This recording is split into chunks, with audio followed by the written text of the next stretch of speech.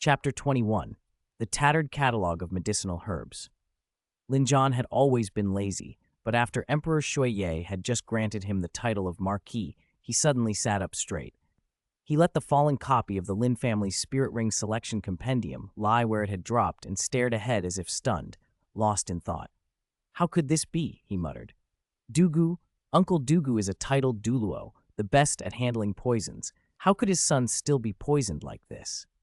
Dugu Bo's only son and Lin Yu's old classmate from their days in Heaven Do City, had long been a close friend. Despite Lin Yu's orphaned background, Dugu had never looked down on him. In fact, because Dugu had been sickly and eccentric as a child, he and Lin Yu had naturally gravitated to each other and become friends. Ru, Lin Yu's wife, watched him with worried blue eyes. She had joined Spirit Hall much later and knew little of Lin Yu's hidden past, but she could see how important Dugu had been to him. After a moment, Lin Yu shook himself and said, "Titled Douluo, so that's what it means." He turned to Ru, apologetic. "Ruer, come with Yuer and me. We should go see him." Ru smiled gently. "Zhangge, we're husband and wife. No need for such formality. Let's go. I want to meet this friend you had when you were young." She smoothed Lin Yu's hair, and before the boy could protest, the three of them hurried out of the manor toward Heaven Do City. Spirit saints traveled fast. They reached the city in no time and followed a narrow, moss-stained lane to a small, unassuming gate marked with 3 characters: Dugu Residence. Before Lin Yu could knock, the gate opened. An old man with green hair stood there, Dugu Bo himself. "Greetings, Your Excellency." The 3 of them bowed in unison. Dugu Bo's face wore a tired smile. "It's been over 10 years. You've done well, young man. Even earned a title. You don't blame me and Shiner for being absent all that time, do you?" Lin Yu's anxiety eased a little at the familiar tone. "Uncle, don't say that. I don't know the whole story, but everyone has their burdens. If we couldn't meet, we couldn't meet." Dugu Bo's expression softened. "Come with me, but keep your distance. Don't get too close. You'll understand when you see him." He led them into the ancestral hall and down into a locked subterranean chamber. Before they had gone far, a sound of pain echoed through the passages. A man with dark green hair was thrashing inside a reinforced iron cage, wild-eyed with delirium. A sickly sweet fish-like stench hung in the air, the poison emanating from his body. Dugu Bo casually brushed a hand and cleared away the worst of the fumes, then used his spirit power to seal the space and stop the toxins from drifting further. "Shiner," Lin Yu whispered. It was Dugu in that cage. The sight of his old friend, driven half-mad by poison, twisted something inside him. Dugu's violent outburst exhausted him. He collapsed and fainted. The agony of the venom had clearly pushed him to the brink. Lin Yu had planned to speak to him, but the scene swallowed words. Suddenly, a child's voice piped up, unexpectedly clear. "This poison might be curable. Shiner can still be saved." Dugu Bo's aura surged, his emerald eyes locked onto Lin Yu. "What did you say? Shiner can still be saved?" Lin Yu and Ru both flinched at the pressure, their faces tightening. They intended to apologize for their son's boldness later, but Dugu Bo, though eccentric and feared, was not known to act without reason.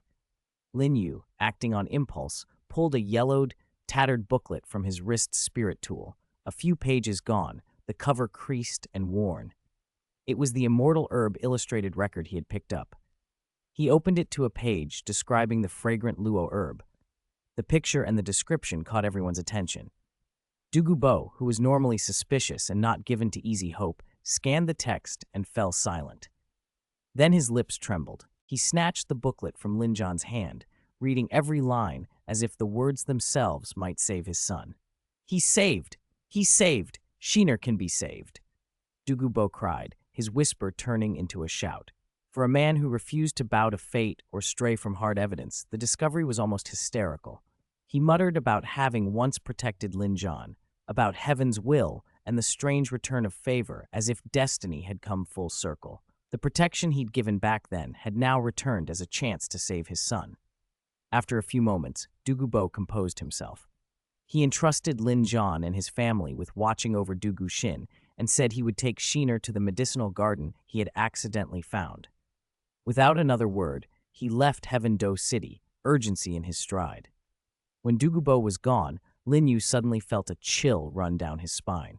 Only then did he realize his parents were still standing there with him, and he had almost been left behind in the excitement of the moment. Chapter 22.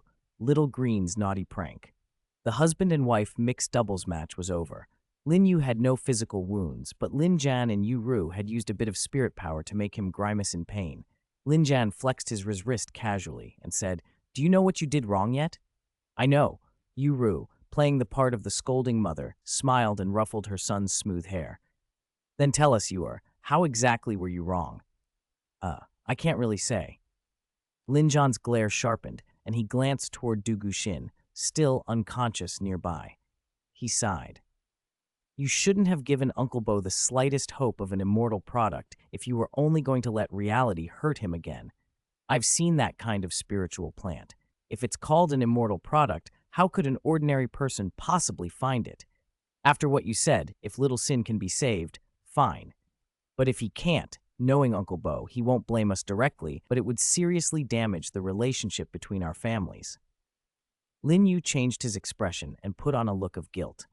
He knew all of that, of course. He also knew that the fragrant Luo immortal product, as rare as ascending to heaven for others, had been a quick trip for Dugu Bo. He had been half expecting his uncle's expression when he returned. Sure enough, half an hour later, Dugu Bo rushed back. He casually produced from his spirit storage tool a large, pinkish-white flower that pulsed with an odd halo.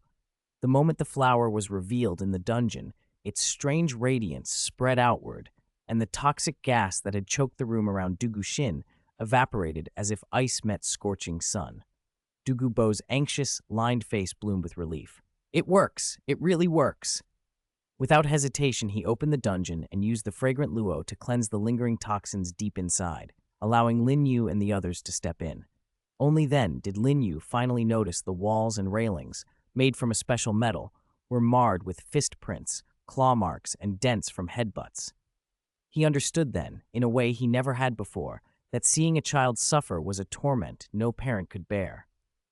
Dugu Xin's illness couldn't be cured by ordinary medicine, and his father's anguish had been endless. Before Lin Yu had fully processed the scene, Dugu Bo had placed the fragrant luo directly onto Dugu Xin. The flower seemed to react to the corrosive venom Dugu Xin continued to emit. It instantly established a small domain. Under that protection, the thin, dark green veins on Dugu Xin's face, caused by the toxins attacking his heart meridian, receded rapidly. His whole expression shifted. Though still unshaven, an elegant, gentle aura returned to him. Dugu Bo checked his son's condition with trembling hands and cried out with pleasure, "It's gone! The toxins are gone! Sheener is fine." Tears blurred the corners of Dugu Bo's eyes. Forgetting seniority, he went down to his knees before Lin Yu, which startled Lin Yu so much that Lin Jian felt a blow to his pride even as he hurried to help Dugu Bo to his feet. Lin Jian had never expected his uncle to find such a world-class rarity so quickly. It felt like his face was being rubbed in the dirt. Frustration and embarrassment mingled with a new suspicion. Perhaps the item had already been in his uncle's possession, and he simply hadn't recognized it until now. If so, everything made sense. After thanking Lin Yu, Dugu Bo moved to put away the fragrant luo, but then something unexpected happened. The spirit of Lin Yu's wood spirit scroll, which sat linked to his left hand, trembled. It manifested from Lin Yu's palm. On the pure white scroll were painted countless mountains, rivers, and spiritual plants, and a thriving force of life radiated outward. A vibrant green wood spirit power, full of vitality, streamed into the fragrant luo. The flower changed the instant it received that life force. Its appearance didn't alter, but its innate potency shot up. If it had previously neutralized all poisons, it now repelled 10,000 toxins. The evolved fragrant luo returned a current of its own origin energy back through the wood spirit scroll. As that origin merged with the scroll, a deep purple spirit ring bloomed within it. Lin Yu stared, somewhat stunned. The wood spirit scroll's spirit soon sent him the feedback. Unlike other spirits, the wood spirit scroll gains spirit rings and spirit abilities by bestowing luck and blessings upon spiritual plants in the world, which then give gifts in return. Because the fragrant luo had been blessed, the scroll received its first spirit ability, Scent of Jade, whose effect mirrored the now evolved fragrant luo itself. Complete immunity to all evil and toxic substances. At the moment the wood spirit scroll obtained its first spirit ability, the god realm reacted. In the center of an endless primeval forest, atop an ancient tree pulsing with life, a breathtakingly beautiful woman with emerald hair slowly opened her jade-like eyes. The goddess of life, the unique, luminous presence in the god realm, showed a flicker of joy. Her gaze turned toward the Douluo star, and a smile that seemed to dim the brilliance of heaven and earth spread across her face. "This is wonderful," she murmured. "After all these years, a being capable of inheriting my divine position has finally appeared." A flash of light formed Lin Yu's half-bewildered expression before her. The goddess of life, amused by this future little apprentice, saved the image as something to remember, then stroked a streak of emerald radiance and sent it toward the Douluo Continent. In a blood-red palace elsewhere in the god realm, the Asura god, the law enforcement god, couldn't hide his delight. "Ha! Little Green has found an inheritor. Little Purple will be happy too. He's been wanting an heir for a long time." Chapter 23. A great debt is hard to repay. Beware the 7 treasure glazed tile school. That's everything. As for why it evolved and absorbed the fragrant Luo immortal product, I don't know any more than you do. After enduring another round of joint scolding from his parents, Lin Yu calmly explained everything about the wood spirit scroll. When he finished, Yuru summoned her own spirit, the flowing cloud scroll, and a faint look of disappointment flashed across her sea-blue eyes. "Honestly," she muttered, "comparing people makes you bitter. Comparing goods makes you throw them away. How could I possibly match up to that brat?" Lin Zhan, sitting beside her and pulling her closer, laughed. "Ruer, don't demean yourself by stooping to this stinky brat's level." As he soothed Yuro, he shot an exasperated glare at Lin Yu that made the boy look like somebody who had just been picked up off the street. Dugu Bo watched the little scene, but his attention was also on his son. The poison that had been afflicting Dugu Xin had just subsided. Dugu Bo still couldn't leave his side, and he didn't have much to say. After a moment, he cleared his throat and addressed Lin Yu with an expression half stern, half affectionate. "Little fellow, be honest and obedient. Don't make your parents angry." With that, he turned and went to tend to Dugu Xin. Lin Zhan, who knew the Dugu residents well, gently took Yuru's hand and left as well, leaving Lin Yu alone in the room. For a long moment, he simply stared, unsure what to do. The Dugu household was famous in Heaven-Do City because of Dugu Bo, but since Dugu Xin's condition had deteriorated, they were keeping everything tightly shut. There were no servants, everything was kept private. If he wanted tea, he would have to brew it himself, but he dared not touch anything that belonged to the Dugu family. He also sensed there were things the adults were deliberately not saying. When it came to matters like that, Lin Zhan had his reasons. Across the room, Dugu Xin had changed into clean clothes. He now looked about 30, refined and gentle, his brows bearing a faint resemblance to Dugu Bo's, his complexion still a little pale as if recovering from a grave illness. He had awakened when Lin Yu's wood spirit scroll had been activated, but they had chosen not to discuss certain things in front of Lin Yu. Now the 4 of them, Lin Zhan, his wife, Dugu Bo, and Dugu Xin, gathered together. "Little Zhan," Dugu Bo began slowly, "your nephew here has put me in a difficult position. He didn't just save Xin's life. This old man must also thank the gift from your precious son." When Lin Yu's wood spirit had released its power into the fragrant Luo immortal product, everyone in the room had benefited, but only a titled Douluo could truly feel the scale of that benefit. In that instant, Dugu Bo had felt his own life force, his lifespan, lengthened by a full 60 years. 60 years was not something measured by material goods. For Dugu Xin, even if he could not become a titled Douluo, it would at least allow him to live a lifespan comparable to an ordinary titled Douluo. After Dugu Bo finished speaking, Yuro nudged her husband's sleeve. "Brother Zhan, do you think what we said earlier was a bit harsh?" "Xiao Yu." Lin Zhan waved her off with a grin. "Yuro, relax. Don't you know Xiao Yu? He's cleverer than you." No, he probably already knew. He corrected himself quickly enough, and Yuro let go of him. Dugu Xin looked at Lin Zhan with a faint, pitying smile, then turned to his father. "Father, there's something else. You must tell Xiao Yu this. Until he reaches titled Douluo, he must absolutely not use his second spirit in front of anyone. If his spirit establishes a legacy, Dugu Xin continued, the first to stir will be the 7 treasure-glazed tile school. Lin Jan's face darkened with agreement. He did not know Ning Fengji personally, but he knew of the 7 treasure-glazed tile school's reputation. The school's titular spirit, often symbolized by the glazed tile pagoda, was regarded as the world's premier support system spirit. Though the spirit had a fundamental limitation, it could only cultivate up to level 79. Its support capacity was unmatched. Because they were specialists in support, the school had always been eager to recruit talent. Lacking in combat power, their usual method was to secure strength through marriage alliances. They would pair their direct disciples with talented combat-type spirit masters from humble backgrounds. For support system genius spirit masters, they were even more aggressive.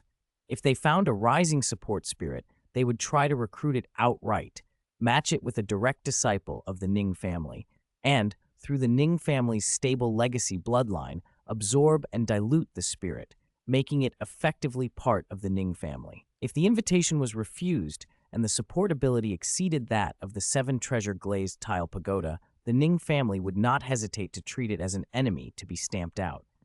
Dugu Bo's eyes narrowed. That's right, I've met Ning Fengji. He's a smiling tiger, kind on the surface but ruthless underneath, extremely dangerous. The 9-heart begonia only survives because its legacy limits it. Otherwise, Old Man Ye would have already been a victim of the Ning family's schemes. As the only titled Douluo in the Heaven Do Empire, Dugu Bo knew how Ning Fengji operated, smooth and public in appearance, merciless in private. Any force that threatened the Ning family's position would be quietly removed, leaving no loose ends. Dugu Bo went on to examine the herb notes Lin Yu had provided. He found a description for the infernal delicate apricot and the octagonal mysterious ice grass.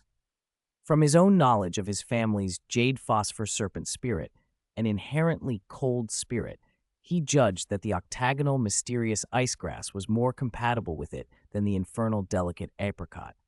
The 2 herbs couldn't be used together without upsetting the yin-yang balance, so it made sense to pass one on. But even these 2 immortal herbs could not possibly make up for the life extension Lin Yu's wood spirit had granted. They could not compensate for the 60 years Dugu Bo and Dugu Xin had received, so Dugu Bo made his decision decisively. He would take Lin Yu to the ice and fire yin-yang well and let the boy choose anything he wished there. Moreover, Dugu Bo offered to act as Lin Yu's Tao protector until the child reached the 8th ring. The room went quiet at that promise. The offer carried weight, an implicit promise of protection and resources. Dugu Xin's warning about the 7 treasure-glazed tile school still hung in the air, however, a reminder that some debts and dangers were not easily repaid. After Lin Zhan, his wife, and the Dugu father and son finished their discussion, they joined Lin Yu in the living room. It was Lin Yu's first time meeting Dugu Xin in person. Although Dugu Bo's spirit was the jade scale serpent, Dugu Xin's bearing and appearance were far superior to his son's. Lin Yu sneaked a glance between them and felt the gap immediately. Dugu Bo, for his part, sensed a strange, unnamed resentment and couldn't say why. "Greetings, Uncle Dugu," Lin Yu said politely. Politeness never hurt, and with the Dugu family's connections, Dugu Xin and Lin Zhan had been close for years.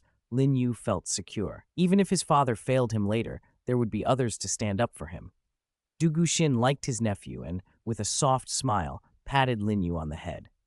For a moment, the older man's thoughts drifted to his own daughter, but he pushed the moment aside. Family troubles were private. Dugu Xin had long resolved not to drag others into them. Besides, Lin Yu was the son of Lin Zhan. Getting him involved would only complicate things. "My little nephew is sensible," Dugu Xin said. "After I recover a bit, I'll take you somewhere nice." Lin Yu beamed and thanked him. Soon afterward, Dugu Yan returned home. She was pleased to see Lin Zhan and greeted them all warmly as uncle and aunt. With Dugu Xin's weakened health and the family having dismissed many servants, they couldn't prepare a proper meal at home.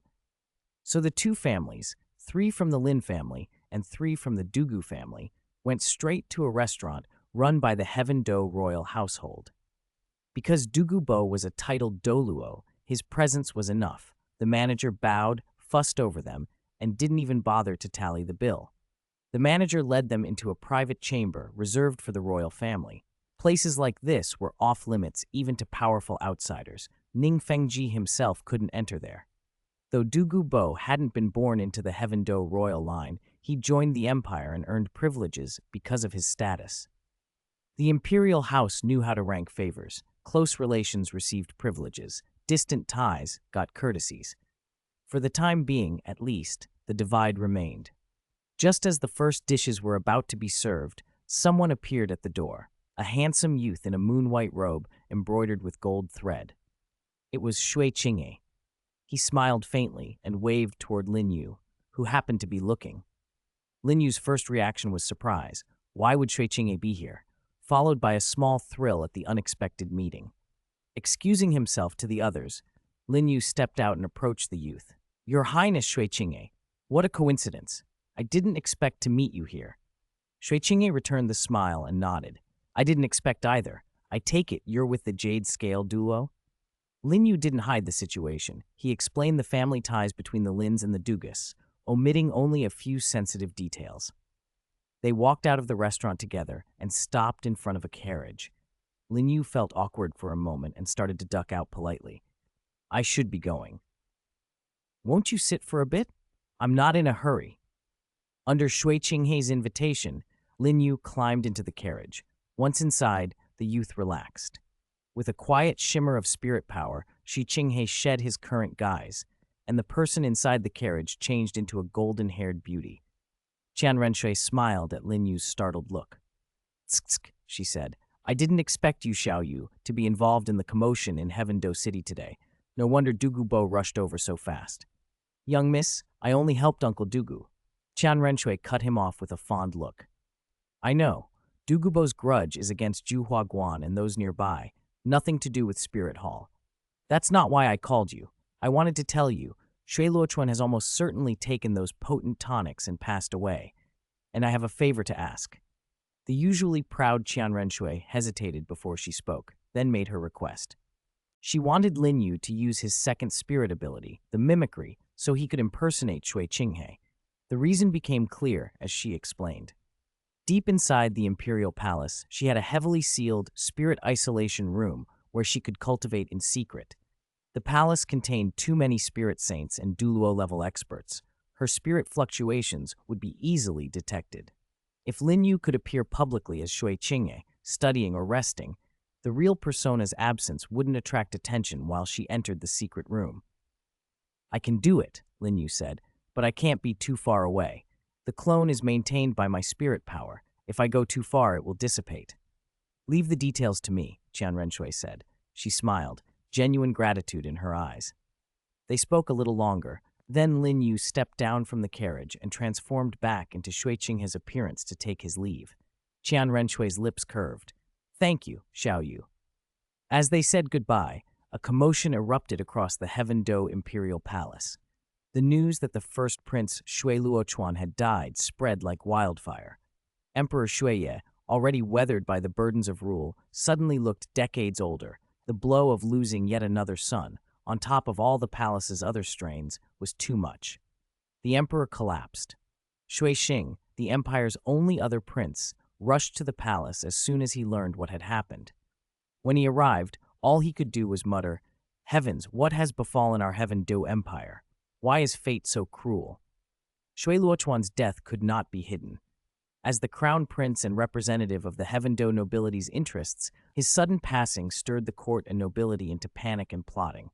Far away in Seven Treasure City, in the glazed tile hall of the Seven Treasure Glazed Tile School, sect master Ning Fengji, dressed in a moon-white robe and carrying a gem-inlaid staff, allowed a faint smile to spread across his face. "The opportunity has come," he murmured. Chapter 25, Unintentionally Betraying Tang Chen. A month slipped by quietly. Inside the Dugu family residence, a refined man in his 30s held a large pink and white flower. His complexion had greatly improved. Beside him, an older man with dark green hair sighed. "Alas, I didn't expect that even after refining it once, this immortal elixir still couldn't remove the toxins from your body. All it can do is suppress them." Dugu Bo's sigh drew a smile from Dugu, who had recovered considerably. Father, you forget. The fragrant Luo elixir only defends against toxins. It doesn't eliminate them. Besides, our family's poison is spirit poison. The fact that it can counter the jade phosphorus serpent's venom in me already shows its value. The fragrant Luo elixir hadn't eradicated the poison in Dugu body. It had merely pushed it back into his spirit. As long as the elixir remained active, he would not be affected. But there was another worry. The toxins in Dugu body were even worse. At only 10 years old, her hair already showed warning signs. From Dugu Bo's experience as a poisoning victim, Dugu spirit poison might erupt before she turned 25, and when it did, it would be far more violent than Dugu.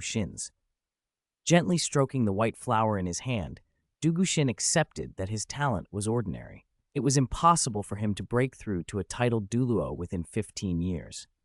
Having faced death once, he had long since come to terms with his limits. A short time later, Lin Yu, his wife, and Lin Yu arrived at the Dugu residence. Warm smiles greeted them.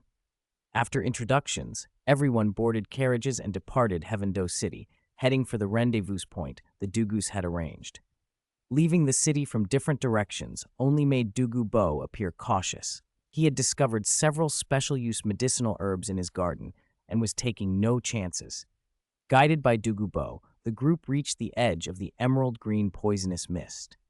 After Dugu Bo handed out antitoxin and detoxification pills to everyone, he walked at the front and led them straight into the mist. After passing through the dense, dozens of meters deep cloud, they emerged atop a cliff. From there, Lin Yu could faintly see two distinct colors, ice blue and crimson, marking the location of the ice and fire yin-yang well. Besides Lin Yu, the weakest among them was Dugu, a level 68 high-grade spirit emperor.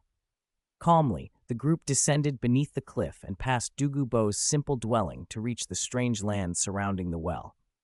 The extreme cold and extreme heat of the well had created an environment hostile to ordinary life. Only immortal herbs or rare treasures of heaven and earth could endure here. Dugu produced the tattered immortal herb record Lin Yu had given him and pointed to the ice blue and crimson herbs nearest the well. I don't fully grasp all their worth, but I can feel their extraordinary nature. Taking both together will surely help more than the strange velvet sky-reaching chrysanthemum alone. As your uncle, I want to give you the best ones. That chrysanthemum can go to your father. Thank you, Uncle Dugu, Lin Yu replied, not standing on ceremony. He already knew the octagonal mysterious ice grass and the inferno delicate apricot were the most suitable for him now. Dugu Bo and Lin Yu picked the two herbs and presented them to Lin Yu. The moment the extreme cold and extreme heat chi from the herbs touched, they vanished, temporarily, lasting only 10 breaths. Without hesitation, Lin Yu swallowed both at once.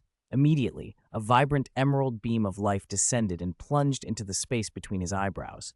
A gentle aura burst outward, pushing Dugu Bo, Dugu, Lin Yu, and his wife back. A verdant mark gradually formed on Lin Yu's brow. The instant it appeared, Lin Yu, ignoring his own fear, stumbled uncontrollably into the ice and fire yin-yang well. Panic overwhelmed Lin Yu and his wife. Lin Yu didn't even have the chance to scold him. Only one thought filled his mind: rescue Lin Yu. But however hard they tried, even using their spirit abilities, they couldn't advance a single step toward the well. Dugu Bo and Dugu watched in mounting desperation. None of them had expected this sudden turn. Far away, in Spirit City near the continent's center, a divine sculpted hall housed a massive angel statue. The high priest of Spirit Hall, Qian Renxue, whose features bore some resemblance to Qian Renxue, felt a power that transcended the mortal realm and approached the statue in prayer. Soon he received a rare divine revelation, a simple command from the angel god: find him. Protect him until he becomes a god. A similar scene unfolded on Sea God Island. Bo Saikshi, the high priestess, immediately ordered the 7 sacred pillar Douluo to covertly send people to the continent and search for the lost godchild. Neither the angel god nor the sea god, however, revealed what he looked like. In the god realm, ethereal and mist-wreathed, a majestic divine palace emerged. 5 figures robed in different colors sat together, discussing recent events. Xiao Wu, how could you trigger a god test so casually? The The man in the dark red robe, his body radiating a murderous aura, spoke sharply. A young man in purple robes rose to block the goddess of life. "What's wrong, Achi? You're acting up. You've got no right to bully Xiao Lu. You'll have to get past me first." A handsome, demonic-looking youth in black teased. "Achi, you can't back down now. You're the strongest and the best. Give Xiao Zi a proper beating." "Stop fooling around," urged the white-robed figure more gently. "Asura god, since Xiao Lu has already bestowed her legacy, we must settle the matter with your unexpectedly failed successor. Besides, you know only one god-king level legacy can manifest on a single plane. Your legacy will have to wait until the new god of life ascends. And have the sea god keep a close eye on Rakshasa. The angel god already fell at her hands. We cannot allow Xiao Lu's successor to come to harm." Their discussion concluded with a sober sense of consequence. Lin Yu could never have imagined that simply because of his second spirit, he had unintentionally delivered a fatal backstab to Tang San, forever severing Tang San's future connection with the Asura god. Chapter 26. You have arrived, good disciple. The moment Lin Yu stepped into the ice and fire yin-yangs, well, a faint layer of strange emerald green energy wrapped around him. The energies from the scorching apricot delicate tenderness and the octagonal mysterious ice grass he had consumed, together with the well's waters, were refined far more quickly under the influence of that energy. Most importantly, thanks to it, Lin Yu felt no pain at all. Compared with Tang San's near-death trial, this was infinitely better. With such perfect conditions, Lin Yu never experienced a divided soul. He quietly began refining the purified ice and fire energy, tempering his body through body refining. The purpose of the strange emerald energy was clear. It filtered out the volatile, harmful components from the herbs and the well, leaving only pure ice and fire power for Lin Yu to absorb. As his consciousness sank deeper into the refinement, a vast, towering tree appeared within his sea of consciousness, its height impossible to gauge, its branches and roots occupying an enormous area. It radiated vigorous life energy that, because Lin Yu possessed the wood spirit scroll spirit, made him feel an intimate kinship with it. "You have arrived, my good disciple." A gentle, tranquil voice like honey sang through his mind. A breathtakingly beautiful woman in an emerald gown materialized in his sea of consciousness. Her skin was whiter than frost and snow, her features peerless. She smiled at him with jade-like starry eyes, then, with obvious delight, reached out and stroked his head twice as if petting a cat. Lin Yu inwardly shivered, again with the head patting. While she caressed him, he took the chance to take in the surroundings and the magnificent woman who seemed intent on taking him as her disciple. Excuse me, sister. Did you mean me when you said good disciple?" "Of course it's you. You are the legacy successor of the life god position. I have waited countless years to find. You're exceedingly rare. Even that Achai turned a blind eye at your god test. Not bad, eh?" Lin Yu didn't know who Achai was, but inheriting the life god position could mean only one thing. This woman was the goddess of life. Her lips curved, and a faint, approving smile shone in her starry eyes. "So, little one, will you accept me as your master sister and inherit my god position?" How could Lin Yu hesitate? The life god position was no inferior to the Asura god position, and given the special status of the god of life, it was a coveted post even in the god realm. Lin Yu greets master. He couldn't afford a moment's delay. Perhaps he was fingering Mirror Swamp Emperor's Smells So Good Tao and the customary formalities, but he bowed directly to the goddess of life, a master whose rank mattered even among gods. The goddess of life, naturally pleased to find a disciple perfectly suited to her position, was tender. She lifted him gently as a fond look passed through her jade eyes. "All right, little one, you don't need such a formal bow. I'm not that old. Call me older sister from now on. Master sounds too stuffy." "All right, older sister." Though she had heard countless flattering words over the eons, when they came from this young man, the goddess felt genuinely pleased. She pinched his cheek affectionately. "Always so sweet-tongued. I can't stay long. Your god test has already begun. Do well. Your older sister will be waiting for you in the god realm."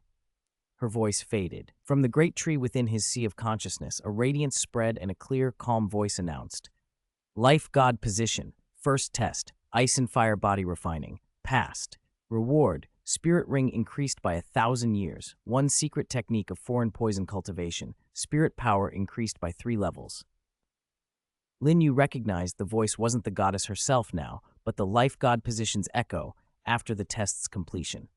Inside the ice and fire yin-yang well, the pale green energy the goddess had set up to filter the power was vanishing. Without hesitation, Lin Yu stepped forward, using the residual energy beneath his feet, and reached the shore. A mark in the shape of an emerald leaf, the tree of life's symbol, had appeared on his forehead. He touched it, thought for a moment, and deliberately made it disappear. At once his mother, Yuru, rushed up and hugged him. Only after she felt him safe did she let out a long, trembling breath. "Yuru, don't scare your mother like that. You don't know how terrified I was when you jumped into that place." Lin Zhan's gaze showed how displeased he was, but he said nothing. After all, a parent can't scold and comfort at the same time. When Yuru finished scolding, Lin Zhan smoothed things over and gave Lin Yu a few cautionary words. The Dugu father and son hadn't stepped forward earlier. They only came up after Yuru's reprimand was over. When Lin Yu saw Dugu Bo and his son, gratitude for his beautiful and generous older sister welled up in him. That foreign poison cultivation secret might have seemed like a casual gift from the goddess of life, but it solved a huge problem for him. Because of his second spirit, the immortal herbs in the ice and fire yin-yang well were closely tied to him. His future cultivation would be inseparable from this place. 60 years of lifespan was precious, but compared with a natural treasure ground like this, it wasn't enough. The secret technique could let the Dugu family rid themselves of the hereditary poison. Otherwise, he couldn't imagine his older sister tossing something useless into a god test reward.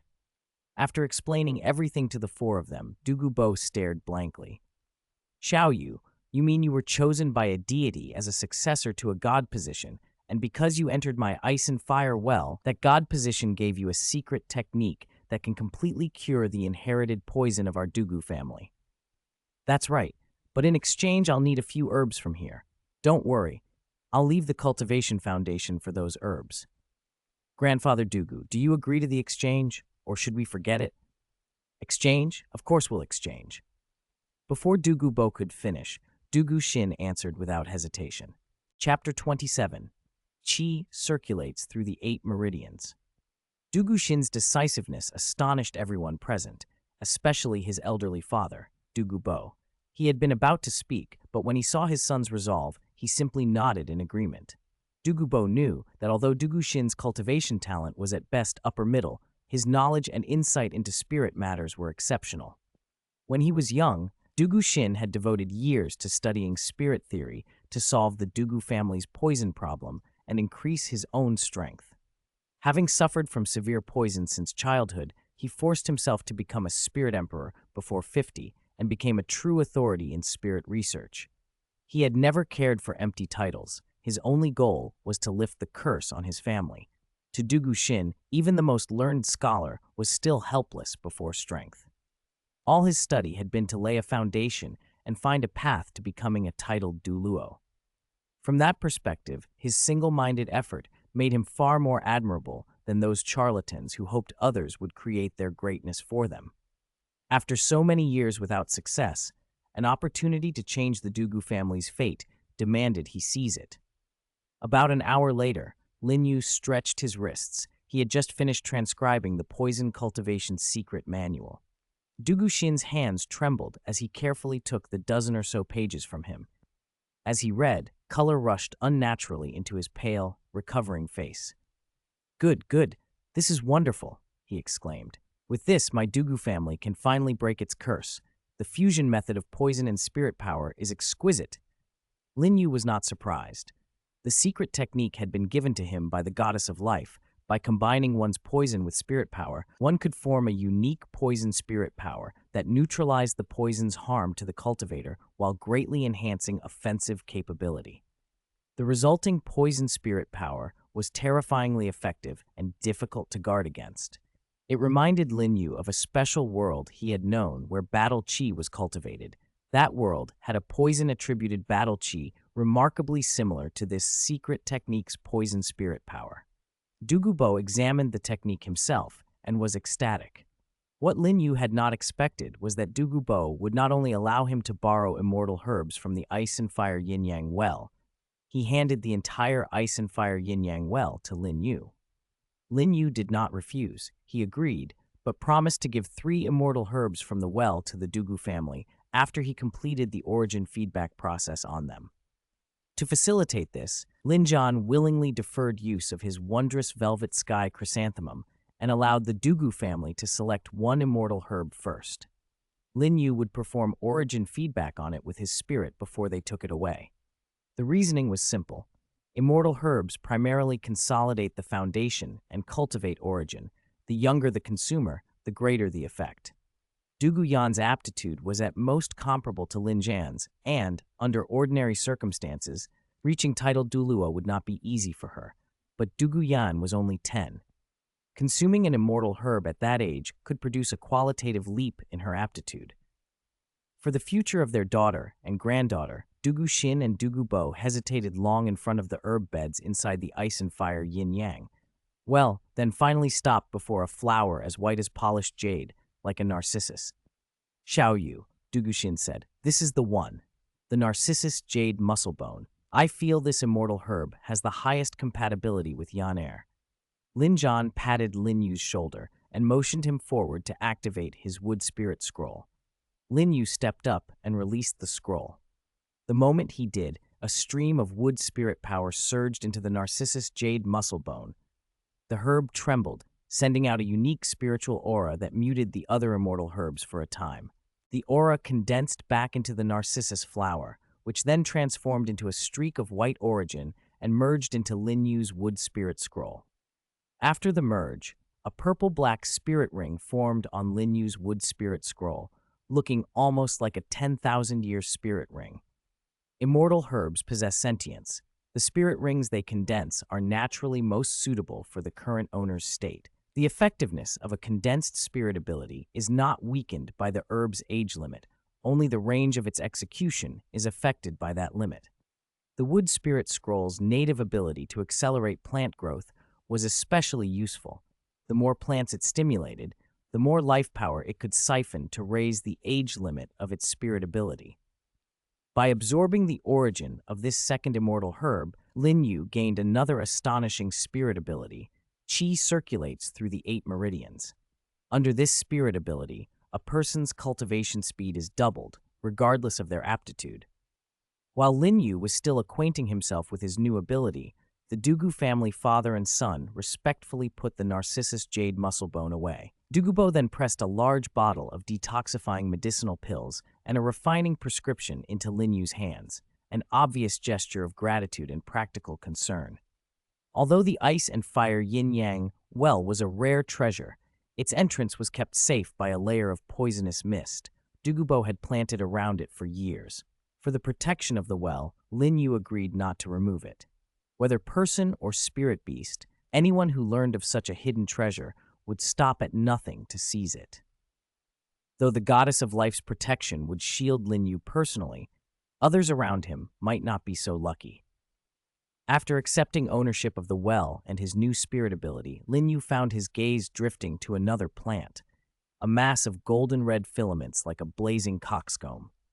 The coxcomb phoenix sunflower, a strange immortal herb that could transform fire-attributed spirit abilities, caught his attention. At the sight of it, an image of a certain blonde girl flashed through his mind. He stared for a moment, then gently stroked the flower's leaves before turning to leave. His mother, perceptive Yu Ru, had seen the motion.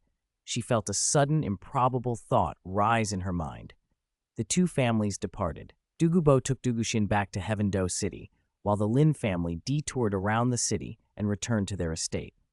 Not long after Lin Yu's return, a piece of news spread that would once again shake an already turbulent Heaven Do City. Chapter 28. Sister, my bedroom is very big. After the Clear Sky sect vanished from the world, the 7 treasure glazed tile school, now the second great sect, suddenly stepped into the spotlight. Sect Master Ning Fengji had been friends with Emperor Shuoye of the Heaven Do Empire when they were young, and now he came to the palace to request taking Shui Qinghe as his disciple. For Ning Fengji, an upper 3 sects master, to To come in person, Emperor Shuye, who had just suffered the loss of 2 sons in quick succession, was naturally delighted. Those who understood the situation knew why. As ruler of the Heaven Do Empire, Shuye clearly felt the shortage. Powerful spirit masters, especially titled Douluo. Except for guest elder Dugu Bo, the empire lacked a single titled Douluo. To gain not 1 but 2, both well-known, would be a tremendous blessing. That was why Shuye humbled himself to win favor with the school behind the offer. He agreed without hesitation to Ningfengji's wish to take Qinghe as a disciple. Ningfengji's eagerness alarmed a certain prince, who hurried off to visit an old friend, Lin Yu. Perhaps Qian Renxue had already grown used to it. Whenever she came to see Lin Yu, she dropped her disguise.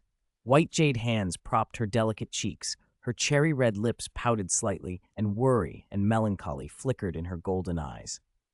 Xiao Yu, what should I do? I don't know why Ningfengji suddenly went mad and wants to take me as his disciple. And why has your spirit power increased so much? You didn't use some forbidden technique, did you? Lin Yu was holding the Qingshuang sword before him, simply studying the sword intent. He opened those faintly red eyes and with a trace of helplessness, said, Young lord, I only gained a small opportunity. I'm only at the 27th level, far below you. Besides, haven't you thought about why Ningfengji wants to take you, a prince without a power base, as his disciple? As soon as he spoke, Qian Renxue frowned and snapped. Are you talking nonsense? With you here, why would I need to think? Lin Yu sighed inwardly and changed tack. He told her the story of Dong Zhuo and Cao Cao from his previous life, how generals used the emperor to control lords. Qian Renxue, sharp as she was, quickly caught on. Ningfengji's plan was obvious. By flattering and binding a powerless prince like Shui Qinghe, he could make him pliant, a puppet ruler. Lin Yu guessed Ningfengji had been eyeing Shui Qinghe for a year or 2. The boy's lack of independent power made him easy to manipulate. What Ningfengji hadn't expected was that Spirit Hall would be even more ruthless. They simply swapped out the person and foiled his plan. Qian Renxue wasn't emotionally naive. Though she could be giving and outwardly soft, she was shrewd. She'd been surrounding herself with Ningfengji's courtship for years and hadn't let him see any vulnerability. So what should you do now? Lin Yu asked. You can't outright refuse to be accepted by Ningfengji. It would be better to appear weak and deferential, to let the teacher take the lead. Make it seem like everything depends on him. Qian Renxue considered this and nodded, pleased. Xiao Yu, you're so clever. No wonder you're the one the young lord keeps around. Lin Yu smiled faintly. It's nothing. I'm just glad I could help. Thank you, Xiao Yu. If you hadn't been here, I'd have had to handle all this myself. The usually proud and imperious young lord softened in her words, which made Lin Yu a little uneasy. Before he could reply, Qian Renxue reached out and took his hand. Her slender fingers fit lightly around his palm, her lips curved into a gentle smile. I'm only 4 years older than you. Can you call me sister? Lin Yu noticed, just then, a slight tremor passed through the beautiful, slender blonde girl. She seemed suddenly nervous, as if afraid he might refuse. Despite being born to a noble line that should have made her unshakable, she had fragility because of the wounds of her family and her past. Since leaving Spirit Hall, and perhaps since birth, this was the first time she had tried to open her heart and accept someone so openly. Lin Yu admitted he wasn't a model of perfection, but he couldn't bear to see her hurt again. Sister, he said without thinking. At the sound of the word, Qian Renxue's face changed into something softer. She drew Lin Yu into an embrace and murmured, Brother, I promise I'll protect you. I won't let anyone hurt you. Her body was warm and soft against him. Lin Yu smelled the faint tulip-like scent in her hair. He didn't feel any crude desire, not because he disliked her, but because he respected the timing and her feelings. He liked Qian Renxue. She was an excellent woman, and, despite the difference in status, he meant to pursue her when the time was right. For now, this brother-sister bond was a beginning he intended to build on. After a long hug, Qian Renxue finally let him go. As soon as she did, Lin Yu felt a chill run down his spine. He'd almost forgotten the 2 old men peeping nearby. Freed from restraint, they talked late into the afternoon. When it was time to part, Qian Renxue slipped back into the persona of Shui Qinghe and smiled a gentle, courtly smile. I've arranged everything you suggested. When the time comes, I'll find a reason to let you live at my mansion. Oh, and one more thing." She leaned close to his ear, her warm breath making him slightly flustered. In a teasing voice, she said, "Brother, I'm looking forward to it. You should know, my sister's bedroom is very big." Then she laughed and left him standing there, half in shock, half amused. Lin Yu rubbed his temple and muttered, "Was that a tease?" Chapter 29, Serpent Dragon's Warning, Entering the Seven Treasure School. As Qian Renxue, still disguised as Shui Qing, left, Lin Yu watched her go, then calmly sat back down at the table. A faint bitterness tugged at the corner of his mouth. "Senior, you're still here, aren't you?" Before he could say more, a surge of spirit power sealed the door, and Shi Long, the serpent dragon, materialized in the room with the ugliest expression on his face. He hadn't expected this kid to be so bold. Or perhaps the young lord's charm was simply that great. Even though he and Shi Shui were seasoned experts, they weren't blind. There were clear signs that Lin Yu and Qian Renxue harbored feelings for each other. "Kid," he growled, "I'm warning you. If you want to be with the young lord, it won't be easy. The high priest won't care about your background or make things difficult for a junior like you, but if you want to deserve her, you must at least be able to keep up with her." Shilong had watched Qian Renxue grow up and understood the bitter helplessness behind that noble facade. Even her grandfather, who doted on her, only valued her for her innate 20 spirit power talent. All he wanted was for Qian Renxue to inherit the angel god position and beat the rival who had oppressed him all his life. His own hopes had long since dried up, and he planned to settle permanently in the Heaven Do Empire this time. Qian Renxue, however, carried the burdens of the Spirit Hall as its young lord. She could not be chained to one place forever. She would have to leave eventually, and the time before she left would be Lin Yu's last chance. Shilong's point was simple. Qian Daoliu might not discriminate against Lin Yu's background, but Lin Yu's cultivation could not be a drag on Qian Renxue. Lin Yu understood that well, and he was grateful for the warning. Shilong only snorted in response and vanished. After his little heart-to-heart, Shilong hurried back to Qian Renxue's side and ran into his old partner, Si Shui. "How did it go? Did you warn the kid?" I said everything that needed to be said. The kid's decent. Also, the high priest hopes the young lord will leave an heir, otherwise." Shilong trailed off. He couldn't bring himself to say aloud what it implied. If Qian Renxue were to ascend to godhood, the direct line of the Qian family might die out. Days passed. The second prince, Shui Qinghe, who had long kept a low profile, publicly took Ning Fengji, sect master of the Seven Treasure Glazed Tile School, as his teacher. The news shocked the Heaven Do court.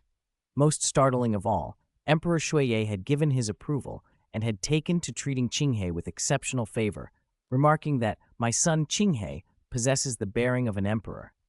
Nobles in Heaven Do City whispered that the formerly obscure prince's luck bordered on the uncanny. His elder and younger brothers had fallen violently, leaving him to reap the benefits. Leading a 1,000-strong royal guard and accompanied by nobles from across the city, Emperor Shuiye arrived outside Seven Treasure City, where the Seven Treasure Glazed Tile School was based. As the son of a marquis, Lin Yu was entitled to represent the Lin family at the apprenticeship ceremony. Shui Qinghe, the central figure of the celebration, sat inside the royal carriage and deliberately projected a faint air of nervousness. She glanced at Lin Yu beside her and asked softly, "Brother Lin Yu, do you think teacher will be especially strict?" They spoke low to avoid attracting attention. Lin Yu read the real meaning behind the question. She wasn't merely acting, she was genuinely anxious, the same way she had been the first time she met Emperor Shuiye in Shui Qinghe's guise, afraid the real Ning Fengji might see through her. Lin Yu smiled reassuringly. "Your Highness, don't worry. You've never met Sect Master Ning, but if you perform as planned, he'll accept you as his disciple." Calmed by his words, the hand Shui Qinghe had pressed to her thigh tightened once, then relaxed as she fought to steady her nerves. After discussions with the Seven Treasure Glazed Tile School, most of the royal guards were dismissed. Emperor Shuiye, his relatives, and the nobles entered Seven Treasure City. Peering through the carriage curtains, Lin Yu and Shui Qinghe watched the city roll by. Lined along the main street were dense rows of fine shops. The passers-by were mostly merchants. Whether each merchant was truly wealthy was unclear, but the prosperity was undeniable. For a single sect to build and sustain such a thriving city, the Seven Treasure Glazed Tile School truly lived up to the reputation of being rich enough to rival an empire. The sight made Lin Yu suspicious. Bibi Dong knew the Seven Treasure Glazed Tile School far outmatched the Blue Lightning Tyrant Dragon Sect, yet the forces sent to suppress the school during the spirit hunting operation had only been marginally stronger than those used against the Blue Lightning Sect. Perhaps Bibi Dong wasn't targeting the school itself, but its wealth. The thought felt increasingly plausible. As the old saying went, if your neighbor hoards grain, you hoard arms. Your neighbor is your granary.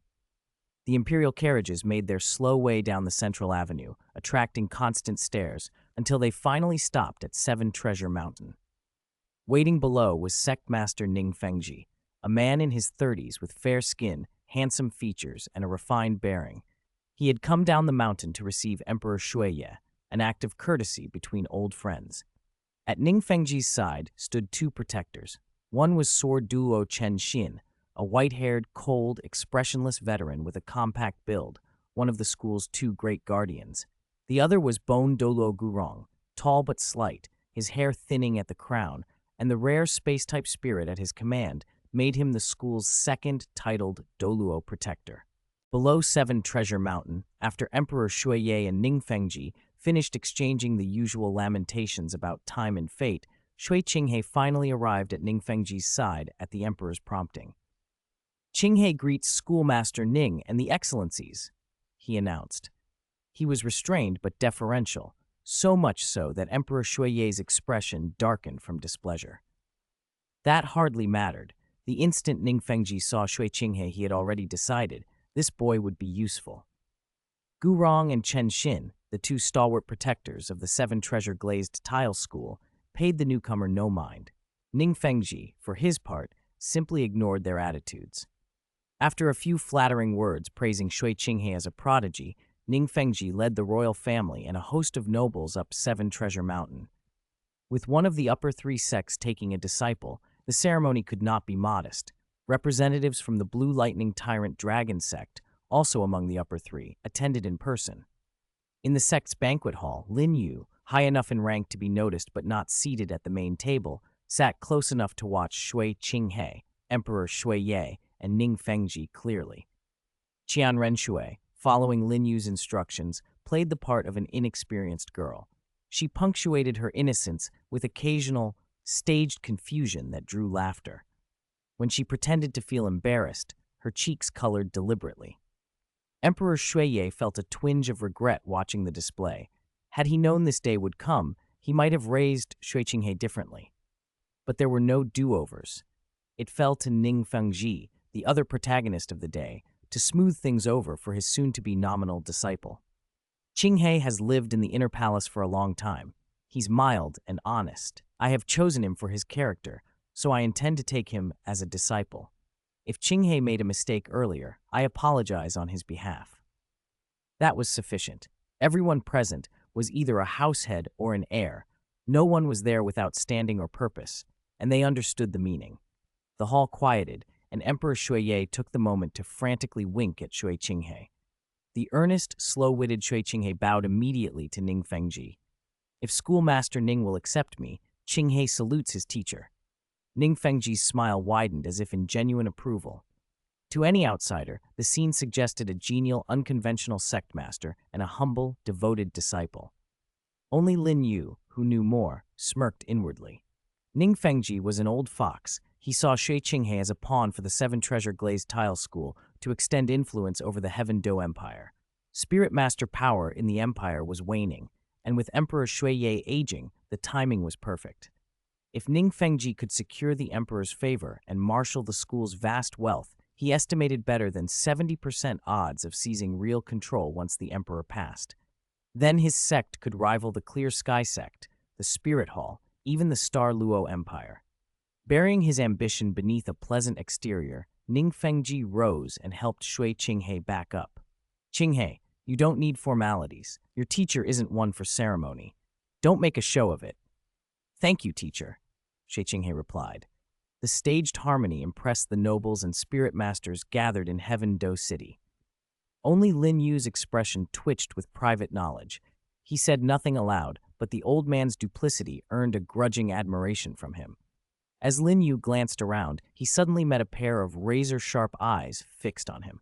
The gaze came from Gu Rong, the bone Douluo who had been standing near Ning Fengji. Tall and eerily gaunt, Gu Rong looked almost skeletal. Lin Yu's stomach dropped. This was bad. Why had this man singled him out? Sensing his unease and deciding to escape, Lin Yu rose and hurried toward Prince Xuexing. The prince had once allied with Xueye and was acquainted with Lin Zhan, a trusted subordinate of the emperor, so Lin Yu hoped he could find refuge. Your Highness, I feel a little unwell, Lin Yu blurted. May I rest in your carriage for a moment? Xuexing hesitated. Surely the sect had its own resting rooms, but Lin Yu's youth and apparent vulnerability persuaded him. He handed Lin Yu his personal token, but Lin Yu moved too slowly. In front of a title duel like Gu Rong, delay was fatal. With spatial mastery, Gu Rong prevented the token from being used. The prince's token vanished, and then calmly manifested before them.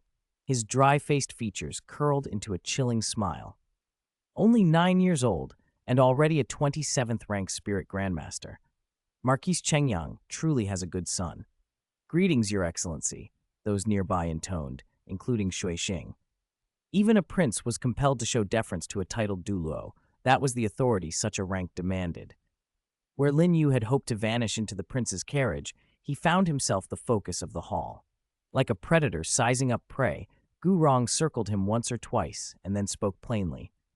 Boy, how would you like to join the 7 treasure glazed tile school and become my disciple? Xuexing gaped. How could such a singular stroke of fortune fall to this noble child? Qian Renxue, watching from the stage, felt a cold dread. If Lin Yu accepted, it would be ruin for him. If he refused, Gu Rong was known for holding grudges. Either choice could spell disaster. Lin Yu's face gave nothing away. He bowed politely to Gu Rong and said in a low voice, I'm sorry, Excellency, but the 7 treasure glazed tile school is not my aspiration. I cannot accept.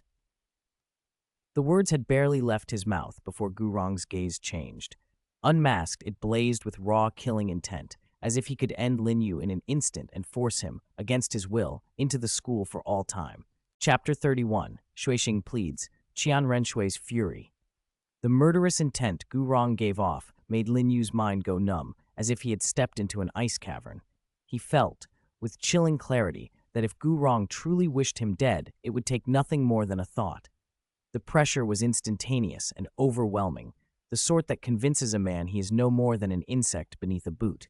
Still, that terrifying intent arrived and receded almost as quickly. This was not only because Gu Rong was not wholly without restraint, but because the occasion was too public. Men from powerful families and sects beyond the 7 treasure glazed tile school were present. Even a bone Douluo as strong as Gu Rong could not simply slaughter the son of a Heaven Do Marquis in front of everyone without provoking a war. Killing Lin Yu on the spot would be tantamount to slapping the Heaven Do Empire in the face, and the consequences would be unimaginable. Gu Rong let his chi settle and withdrew the worst of his imposing aura, but he kept Lin Yu under step-by-step pressure. Kid, he said, voice cold as a blade, I'll ask you once more. Join the 7 treasure glazed tile school and become my disciple. What do you say? Lin Yu's face betrayed no fear as he answered in a low, steady voice. I ask your pardon, but the 7 treasure glazed tile school is not suitable for me. I refuse. So you refuse? Gu Rong's tone sharpened. At his words, the pressure on Lin Yu's body suddenly intensified, as if a heavy hand pressed him to the ground. Lin Yu felt it for what it was, the coercion of a titled Douluo. He had heard how rare and powerful titled Douluo were in this era of the Douluo Continent, but he had never felt one so directly. If he had been only an ordinary prodigy instead of the son of a Heaven Do Marquis, Gu Rong could have killed him without a second thought, and no one in the crowd would have batted an eye. For the strong, life and death could be decided in the span of a single thought. The awareness of his weakness, tiny and vulnerable like an ant, slammed into him.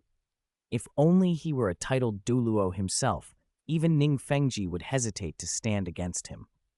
At that level, a man could stage raids and shake even the seven treasure glazed tile school. They could not hide forever.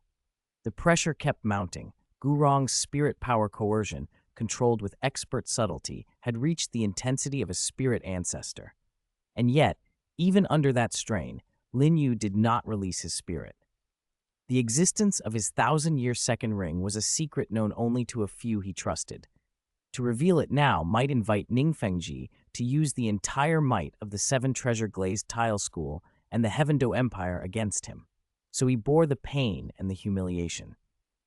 On the main banquet platform, Shui Qingye's fingers clenched without her realizing it. Watching the man she had acknowledged as younger brother just days earlier being bullied stirred a furious flame in her chest. What kind of seven treasure glazed tile school was this? What kind of bone Douluo? Did they think they were invincible? She silently added the entire seven treasure glazed tile school to Spirit Hall's list of forces that must be wiped out, though truthfully, they had been on that list for a long time. Your Excellency, someone called suddenly, voice loud enough to cut through the tension. Lin Yu may have offended you, but show mercy this once. After all, he is still young. A murmur rippled through the hall. The speaker was Shui Xing, who had a close, if casual, friendship with Lin Zhan. Shui Xing, despite his rakish appearance, thought carefully about politics and grudges. He had been troubled ever since his two grandnephews died, and Ning Fengji had suddenly taken Shui Qinghe as a disciple. Nothing about those events sat right with him.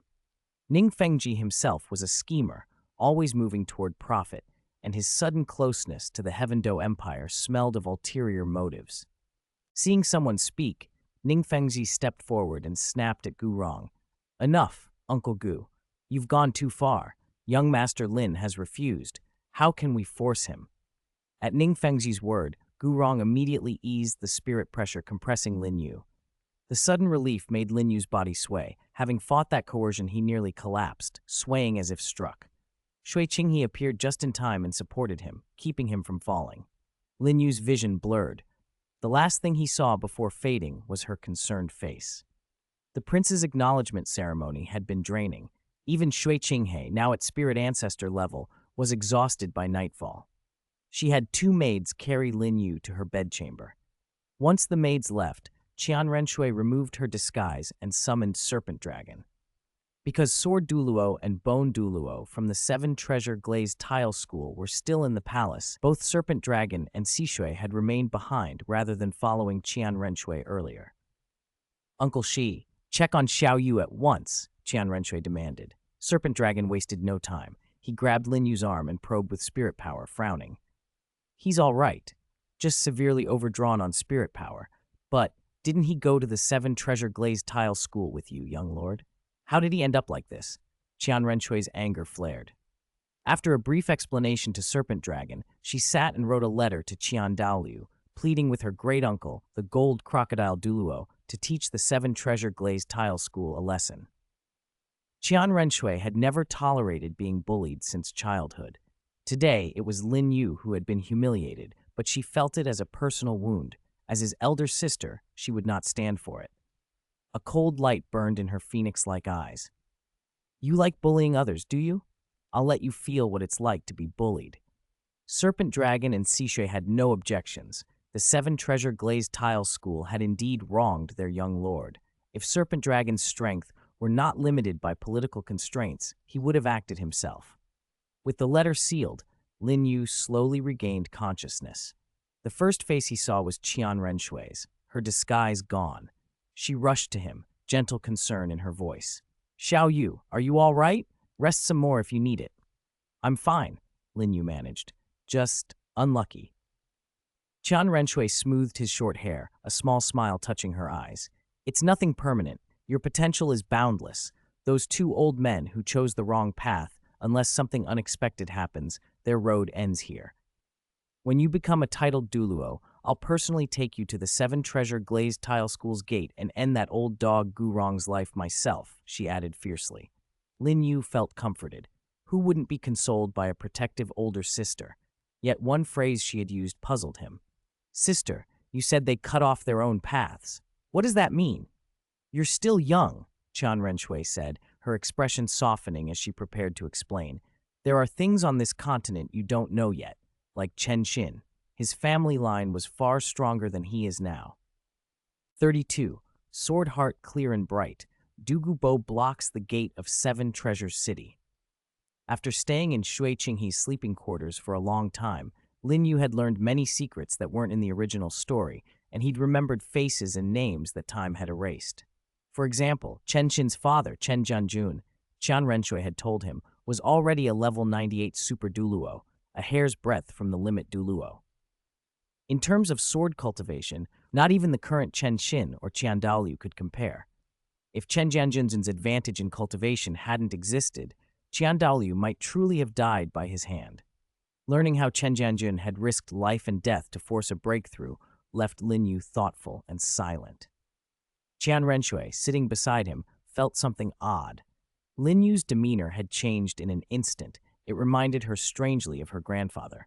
She wondered if she'd been away from Spirit Hall too long and missed him. Among those feelings, affection for the only biological grandfather who had treated her well, Lin Yu came to a new realization.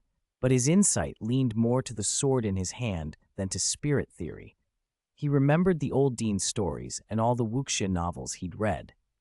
A martial artist raised in a peaceful era focused on physical training, preserving oneself, surviving bloody battles, honing skills of slaughter. The Douluo Continent might appear calm on the surface, but the undercurrents were dangerous. In such a place, where martial arts could break rules and power politics ruled, spirit masters were the most unstable factor. If you don't want to be bullied, you must be able to bully others. So before you have sufficient strength, the sensible thing is to endure. At first, Lin Yu had been cautious, bowing his head when needed. But ever since his spirit awakening, his mindset had shifted. Knowing he had 6 more years of cultivation than Tang San, having obtained the ice and fire yin-yang, and under the distant attention of his master, the goddess of life in the god realm, had all made his heart restless. That restlessness bred a hint of arrogance and complacency. He'd stopped taking the 7 treasure glazed tile school and similar forces very seriously. Then he'd felt Gurong's spirit pressure and realized a titled Douluo was a titled Douluo. Even an apparently low-standard one could not be dismissed by a mere spirit grandmaster like him. He'd become too comfortable. Aside from 2 necessary spirit beast hunts, he hadn't fought anyone. That realization shamed him. Real strength came from battle. Hoarding resources alone couldn't turn someone into a real powerhouse, at least not yet. Everything he had, spirit rings, spirit bone, spirit, was top tier. What he lacked was combat experience and tempering. A memory stirred. When he'd practiced martial arts on Wudang Mountain, few disciples reached the subtle levels. He had been the only disciple with sword momentum. Among the 3 higher realms of sword cultivation, only a handful of masters and elders attained them. When he'd asked how to cultivate the sword Dao and break through faster, the elders had been evasive. Only the sect leader had told him plainly, the sword is a blood-drinking tool. Only by tempering between life and death can one grasp the true will of the sword. In times of peace, when weapons are ornamental, where can you truly cultivate the sword in your hand? As Lin Yu pondered the sect leader's words, the Qingshuang sword, the pale blue blade, lying before him trembled twice. As his understanding deepened, the sword trembled more violently, giving out continuous soft cries that drew Qian Renxue's attention. Her golden phoenix eyes widened in shock, her rosy lips parting. She could barely believe what she saw. This can't be real, she murmured. As the young miss of Spirit Hall, Qian Renxue's insight was extraordinary. She had seen this phenomenon only once before, in her grandfather, Qian Daoliu. According to him, someone who could drive a long sword without an external medium must have entered the realm of sword intent. Qian Renxue still found it hard to accept. Lin Yu was at most 9 years old. Comprehending sword intent at 9? Shock was mixed with tenderness and pride in her eyes. She thought of the convenient master she had taken on and with a teasing tilt to her tone, murmured, Ningfengji, you boast about subduing sword Douluos and bone Douluos, but how much does that matter before me? Are you even worthy to be my master? At that moment, Lin Yu opened his eyes, and the Qingshuang sword released a long, whistling cry. If Xishe hadn't thrown up a spirit barrier to conceal the disturbance, Shi Qinghei's residence would already have attracted a crowd. Qian Renxue turned and met Lin Yu's soft, red-tinged gaze. The two siblings exchanged a genuine smile, and Qian Renxue's softer side showed for the first time. She gently stroked Lin Yu's hair and said affectionately, "Congratulations, little brother Yu." "Thank you, sister. I figured out a lot. I may need your help going forward." Qian Renxue gave him a playful, reproachful look. "Why are you being polite with me?" Lin Yu told her plainly that he needed to rapidly integrate his new strength. Having the realm without sufficient combat experience would lead to failure sooner or later. Qian Renxue had been expecting this. She instructed him to go out with Xishe during the day, starting tomorrow, and return to her residence at night for training and tempering. As for the Lin family, Lin Zhan and his wife knew Lin Yu was with Qian Renxue, but the day's events could not remain hidden. He needed to go home and explain the situation so they wouldn't worry. Late that night, after bidding Lin Yu farewell, Qian Renxue went to a secret room for meditation cultivation. Lin Yu, meanwhile, released his second spirit ability. He formed a clone bearing Shui Qinghei's likeness and placed it in the sleeping quarters before going to rest himself. A few days passed. News of Lin Yu's transformation spread quickly through noble circles and the spirit master community in Heaven Do City. Ning Fengji's hard-won prestige as the imperial prince's master was overshadowed by Gu Rong's interference, which had caused no small embarrassment. Ning Fengji complained to Gu Rong, "Uncle Gu, I know you meant well for the sect. The Marquise Chengyang's son is talented. A little recruitment would have sufficed. There was no need to make such a scene at the apprenticeship ceremony." Gu Rong admitted his mistake bluntly. "It was my fault. This old man won't make the same mistake again." While Chen Xin gloatingly savored Gu Rong's apology, a spirit king came rushing in, breathless. Sect leader, something terrible has happened. His Excellency Jade Phosphorus has used lethal poison to seal off the entire Seven Treasures city." "What?" the hall answered in shocked unison. Dugu Bo blocking the city gates. This was no small matter. Chapter 33. A god grandson is still a grandson. Seven Treasure City was not large by any stretch. It existed mainly as a trading platform run by the Seven Treasure Glazed Tile School for its disciples scattered across the Heaven Do Empire. Apart from the school's kin, most residents were people from nearby villages who came to make a living, or merchants from far and wide seeking to do business with the school. One early morning, the gates of Seven Treasure City opened as usual. Normally, the area outside the gates would be crowded at this hour, but today something was wrong. The guard leisurely slid the gate aside and found no one on the road, only a strange, dark green mist rolling toward the city. No one dared to step forward. A few quick-witted youths scrambled up onto the city wall to investigate, but the fastest of them had barely peered over the parapet when his face went white and he clutched at his throat. The mist, it's poisonous. He went limp and fell, tumbling down the gate stairs and landing in a heap at the foot of the wall. Half an hour later, Ning Fengji, still uncombed, was hauled out of his quarters by Chen Xin and Gu Rong. The two younger men were treating him roughly. There was no time for appearances. The three of them flew up to the battlements. The dark green poisonous vapor had already lapped at the city wall and pressed in, and all three men's faces darkened with worry. Chen Xin and Gu Rong looked grim enough to make the air chill. Gu Rong, short-tempered as ever, shouted, "Dugu Bo, you old venom, come out!" Ning Fengji smoothed his robes and raised his spirit power to speak loudly toward the mist. "Emerald Douluo Dugu Bo, I do not know how the Seven Treasure Glazed Tile School might have offended you. Fengji apologizes first." A low chuckle came from the mist. "Heh, I wouldn't dare. You are the sect master of the second greatest sect in the world, the Seven Treasure Glazed Tile School, with overwhelming power. How could a wandering man like me be worthy of your apology?" When Dugu Bo emphasized the word second, it was deliberately pointed. Everyone who heard it understood the insult. The direct disciples of the Seven Treasure Glazed Tile School, who were only just waking up and gathering now on the walls, bristled.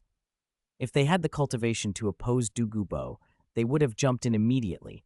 Many of them would die first in the poisonous mist before even seeing him, but their anger was raw.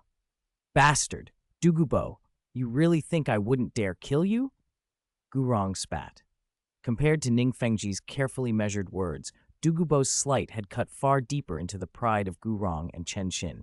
Even with Ning Fengji's position and the support of Sword Dulo behind them, they'd been unable to defeat the two brothers of the Clear Sky sect. Chen Xin had resigned himself to a certain bitterness, but Gurong couldn't let a slight like this go.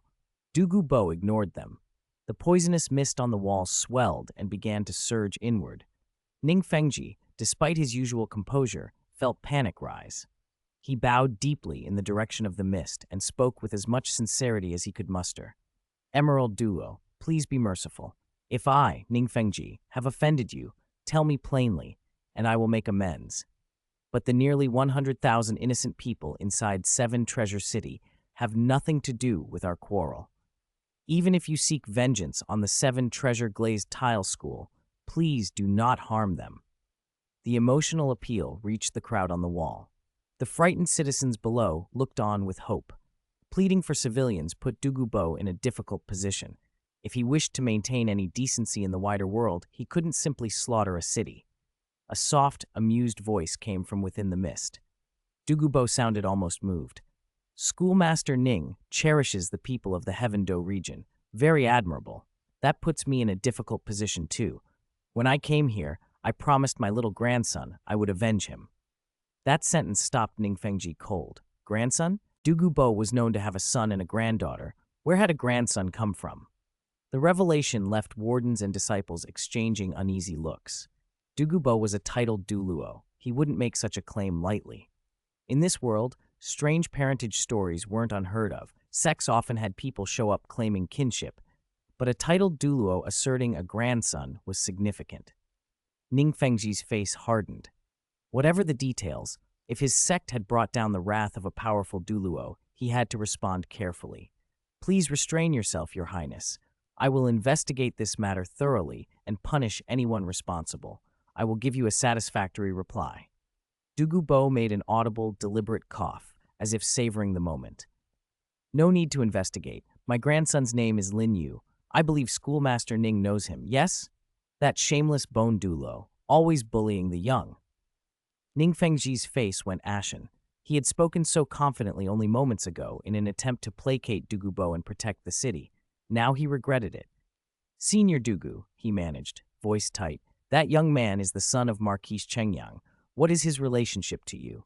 What, is there a problem if he's my god-grandson? Dugu Bo cut in coldly. Is a god-grandson not a grandson? The city stood on edge, the poisonous mist waiting like a held breath. Ning Fengji and his disciples felt the ground shift under their feet.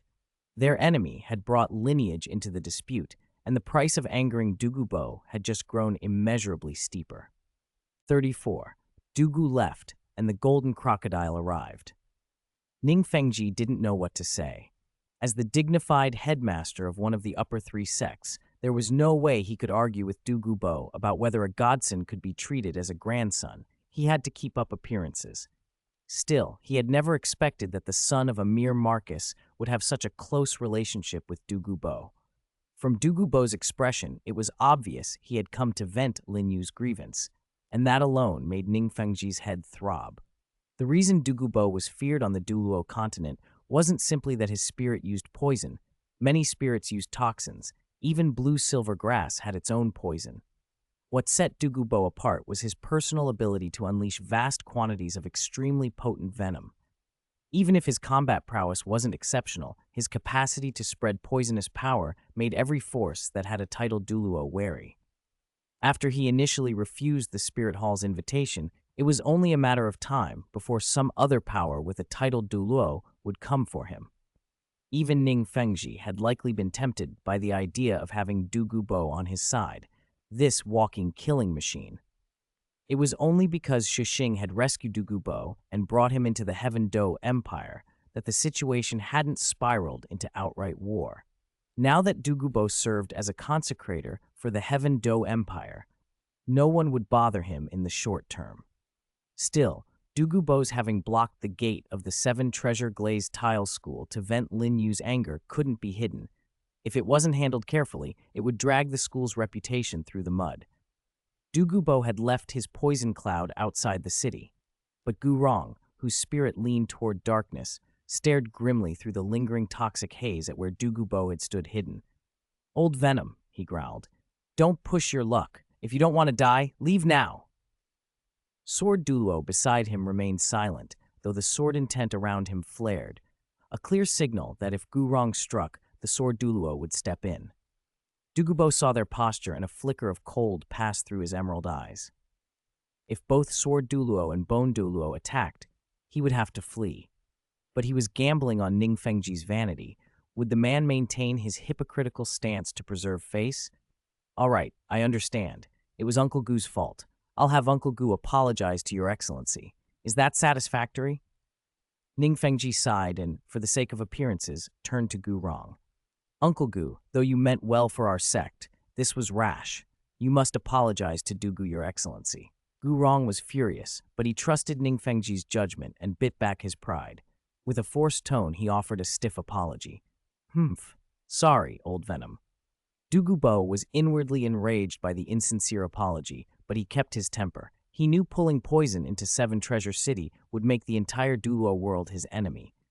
Getting this kind of perfunctory apology from Gu Rong was the best he could extract. Gradually, the dark green mist that had cloaked the city began to dissipate. Chen Xin, standing beside Ning Fengji, noticed and inclined his head slightly. "Old Venom has already left." Ning Fengji exhaled, a bitter edge at the corner of his mouth. "This is troublesome. We drove Dugu Bo away by invoking our influence, but our reputation is damaged. From now on, when people on the Douluo Continent talk about the Seven Treasure Glazed Tile School, the first phrase that comes to mind will probably be bullying the weak with strength." Chen Xin's eyes sharpened, and he roared, "Whoever dares to slander my Seven Treasure Glazed Tile School, I will cut them down." The killing intent of his 7-kill sword lay bare. Freshly broken through to rank 96, his murderous aura had only intensified.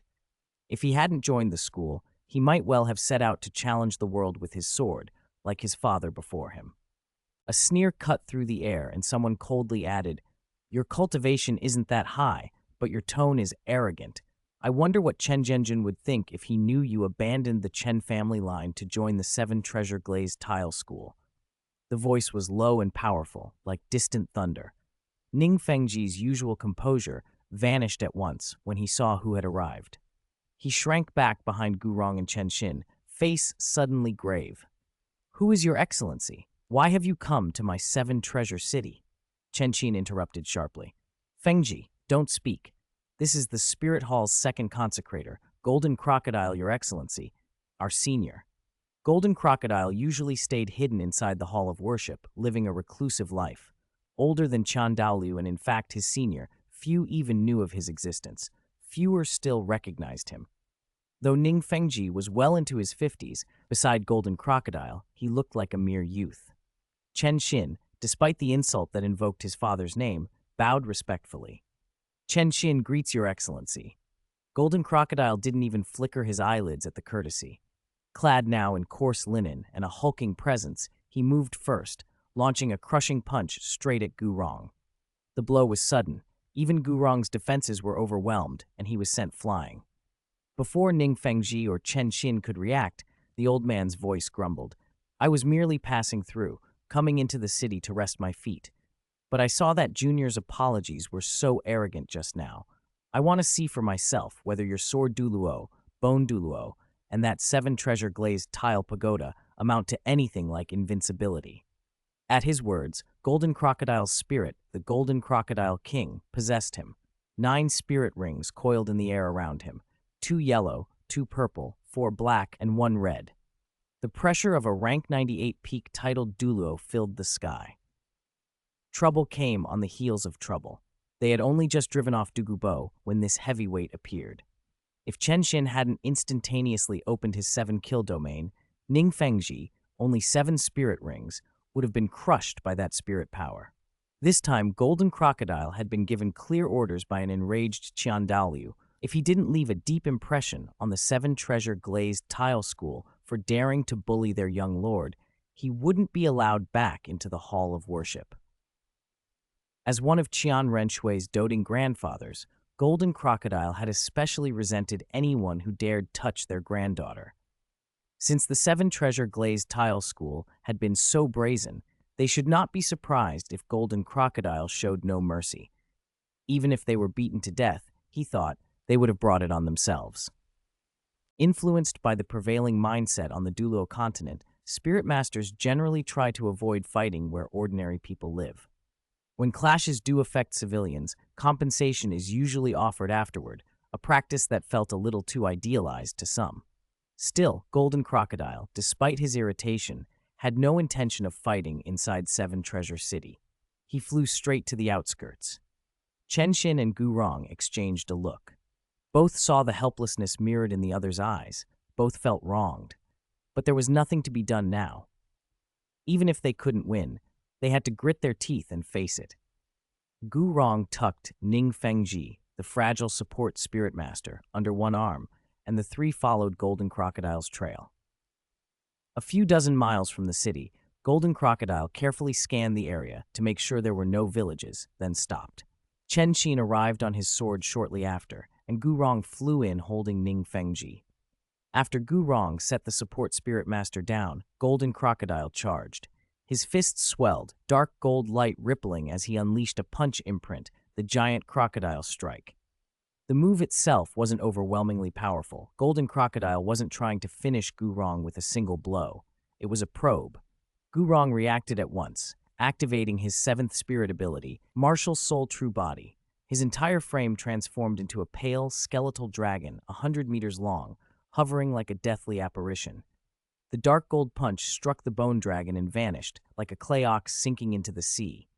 Ha! Interesting. That defense isn't bad, Golden Crocodile snorted. But do you have the nerve to go all out with me? Seventh spirit ability, Martial Soul True Body. A golden crocodile phantom coalesced behind him, and his own body swelled to colossal proportions. Under the Martial Soul True Body, Golden Crocodile towered between 160 and 170 meters, far larger than Gu Rong's bone dragon, resembling a living crocodile king. Chen Xin leaned toward Ning Fengji and said quietly, "Fengji, stay here and watch. No matter what happens, do not cast any buffs on me or old bones.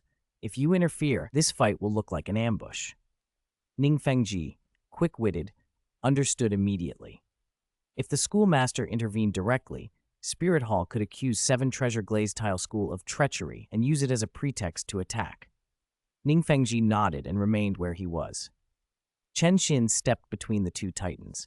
Though both Gu Rong and Golden Crocodile were defense-oriented spirit masters, the disparity was obvious. Gu Rong's bone dragon had decent defenses, but against the Golden Crocodile King's golden bloodline, which granted not only tough defense but terrifying offense, he was in a poor position. One of Golden Crocodile's punches smashed Gu Rong cleanly away. The giant crocodile's eyes flashed with cold malice as he remembered his young lord's grievance. He showed no mercy.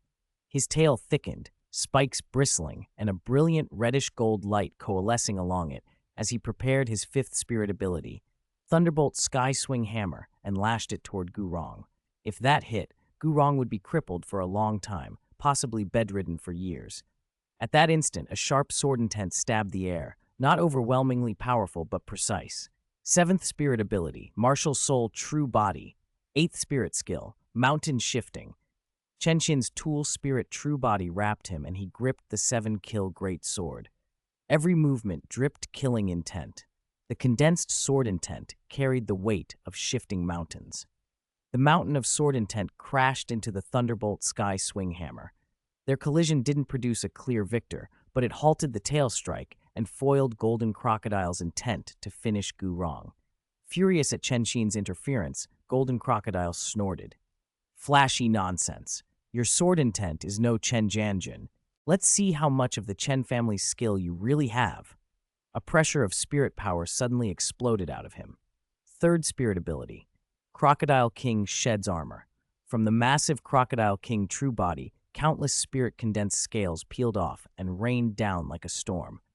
Both Chen Xin and Gu Rong, having such large targets, were forced to react defensively. Taking advantage of that instant of distraction, The crimson 100,000-year spirit ring around Golden Crocodile quietly flared. One of his ninth spirit abilities activated, Adamantine Dragon Crocodile Drill. Golden light layered over his massive claws.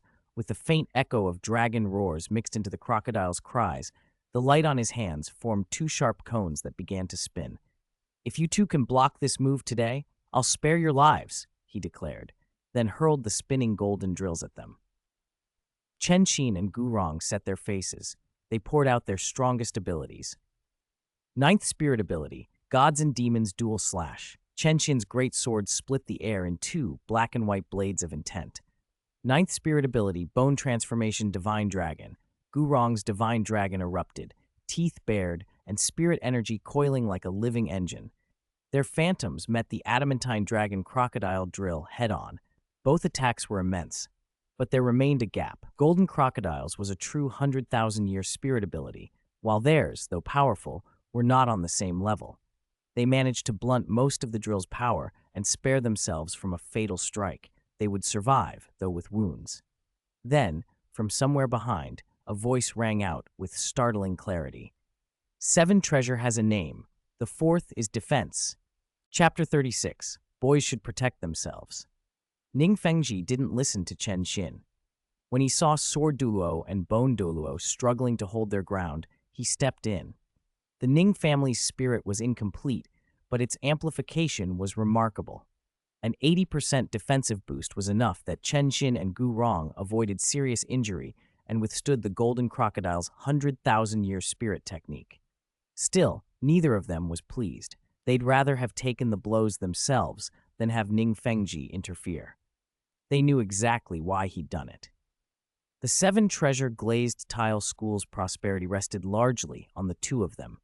Without Sword Duoluo and Bone Duoluo, the school would lose its standing among the upper three sects overnight.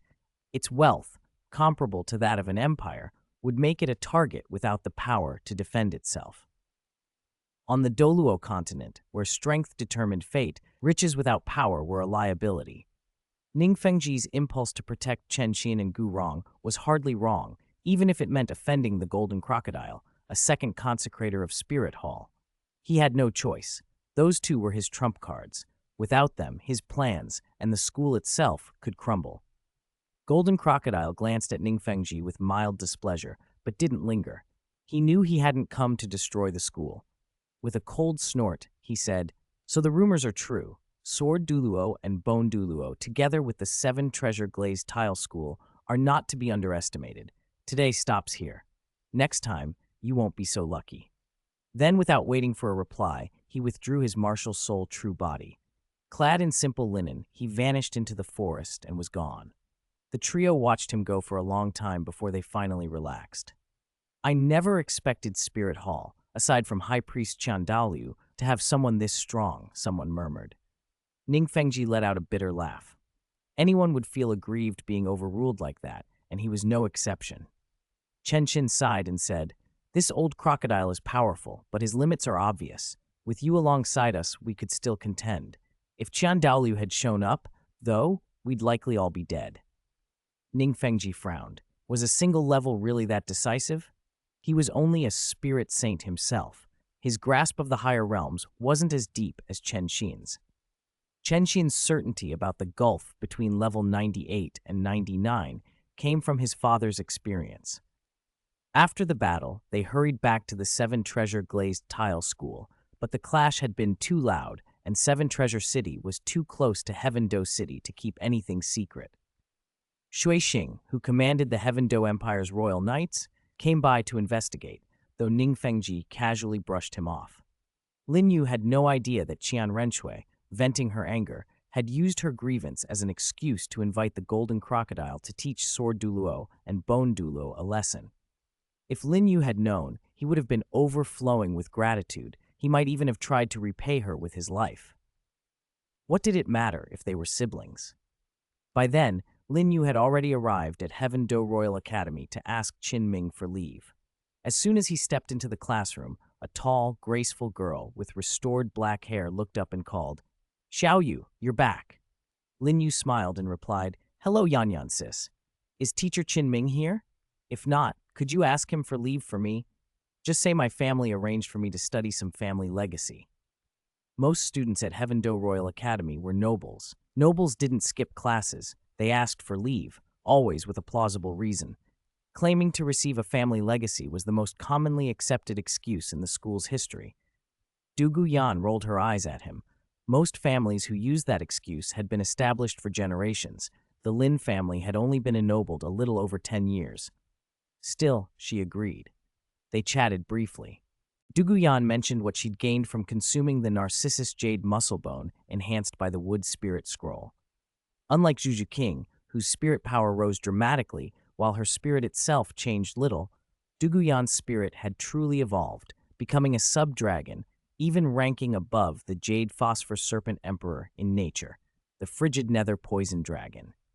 Her spirit power hadn't increased much. She was now a level 25 spirit grandmaster. A childish roar then interrupted them from outside the door. "Bastard! Who are you? Who told you to get close to Yanzi?" A young man with short black hair and a lightning-shaped mark on his cheek was glaring at Lin Yu. He looked about Lin Yu's age and wore a hostile look that kept others silent. Dugu Yan's eyes flashed with mischief. Dugu Xin had mentioned Lin Yu to her earlier. She didn't have romantic feelings for him, just friendship and a brotherly fondness, but she wouldn't miss the chance to test this arrogant fellow. She reached to grab Lin Yu's arm. Lin Yu, quicker than she expected, slipped away. He turned to the young man with an innocent smile and bright, light red eyes. "Yan sis, Mom always tells me that when boys are out, they have to protect themselves." The young man was left speechless. Dugu Yan's fair little hand froze in midair.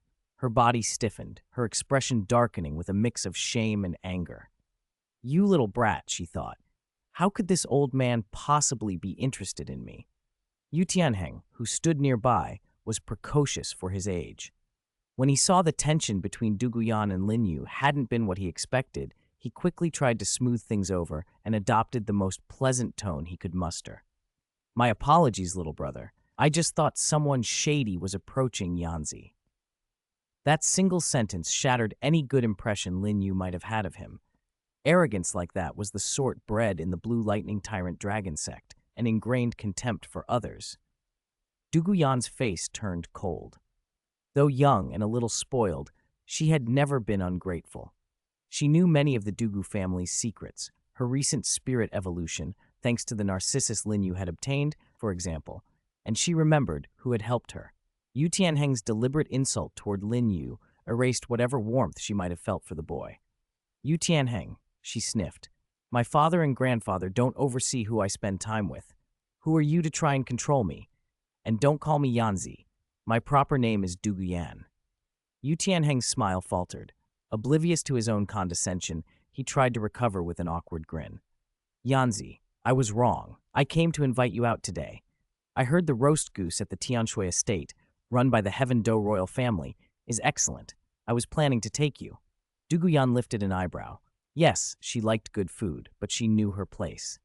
As Dugu Bo's granddaughter, entering places run by the royal family was far easier for her than for Yu Tianheng. His petty courtship sounded childish and transparent. Lin Yu, though outwardly calm, grew wary. In his previous life, he had read the chatter of online armchair experts, people who loved to speculate. Many of them argued the Dugu family's legacy stretched over 4 generations and that Dugu Bo himself was a titled Douluo. Yet the family had never flourished as expected. That didn't sit right with some on the Douluo Continent. Yu Tianheng, whose roots were in the upper 3 sects, could hardly have been ignorant of such rumors. If he approached Dugu Yan so casually, perhaps he had other aims that reached beyond a simple date. Lin Yu thought of the Blue Lightning Tyrant Dragon sect's internal rivalries. In Yu Tianheng's generation, there were peers capable of competing with him for succession, and older members with their own influence. If Yu Tianheng wanted to secure favor with Dugu Bo, courting his granddaughter might be the easiest route. The idea that he might be using Dugu Yan as a stepping stone made Lin Yu's eyes harden. "Sorry, kid," he thought. "Your sect's a sinking ship. I won't let you take her, especially not with those motives." Realizing his tactics had failed, Yu Tianheng mumbled a few more words and left in a hurry, his pride wounded. Dugu Yan watched him go with distaste. Lin Yu sat back down. He had planned to ask Dugu Yan to request leave for him, but now that the awkward scene had passed, he rose and went to Qin Ming in person to ask for time off. Qin Ming barely reacted and granted the leave. The once fervent youth had grown accustomed to aristocratic privileges at the Heavendo Royal Academy. Using a pretext of business in Heavendo City, Lin Yu accompanied Dugu Yan back to the Dugu residence. Before they reached the inner courtyard, Dugu Bo was already waiting at the gate, smiling benevolently, a far cry from the eccentric figure whispered about in spirit master circles. The old man's affection for his granddaughter was plain. Even if Dugu Xin were still weaker, Dugu Bo would likely be the same doting grandfather. "Long time no see, Xiao Wu," Dugu Bo greeted Lin Yu. "Hello, Grandpa Dugu," Lin Yu replied. Dugu Bo's smile turned rueful. "I went to the 7-treasure glazed tile school earlier. It's a pity my strength is limited. Otherwise, I would have dragged that old fellow Gurong before you to apologize." He sounded grateful and slightly proud that he had at least tried to stand up for Lin Yu. Inside the courtyard, Dugu Xin was in deep cultivation. Poison had slowed his progress for years, while Lin Zhan, whose talent was slightly inferior, had already reached Spirit Saint. Dugu Xin remained a Spirit Emperor. Determined to make up for lost time, he had been training relentlessly. From the pace of his improvement, Lin Yu judged a breakthrough to Spirit Saint might come in 2 or 3 years. Not long after Lin Yu and Dugu Yan entered, Dugu Xin opened his eyes and, surprised to see Lin Yu, sat up. "Xiao Yu, why are you here? I heard you'd been staying at the second prince's residence lately." Lin Yu seized the moment and dropped the bomb he'd prepared. "Uncle Dugu, a bad boy tried to kidnap Sister Yanzi today." "What?" Dugu Bo and Dugu Xin both snapped to attention as if stung. "Seeking death," Dugu Bo's voice thundered. Dugu Yan covered her face with one hand, half exasperated, half amused. She'd known this would happen. How could a grandfather and father who adored their granddaughter remain calm at the thought of someone else taking her away? Lin Yu watched the two of them bristle. He had reason to be wary. Yu Tianheng's intentions were not purely romantic. With backing from a titled Douluo, a prince of the Blue Lightning Tyrant Dragon Sect would be difficult to resist. He had no intention of letting Dugu Yan be used as a pawn. Friend's Book, Unrivaled Tang Sect, starting by saving the Ice and Snow Empress. Chapter 38, Black-Hearted Dugu Yan. Dugu Bo, who knows how to choose, when a titled Douluo and a spirit emperor suddenly lost control, the surge of spirit power knocked Lin Yu and Dugu Yan straight to the ground. "Grandpa."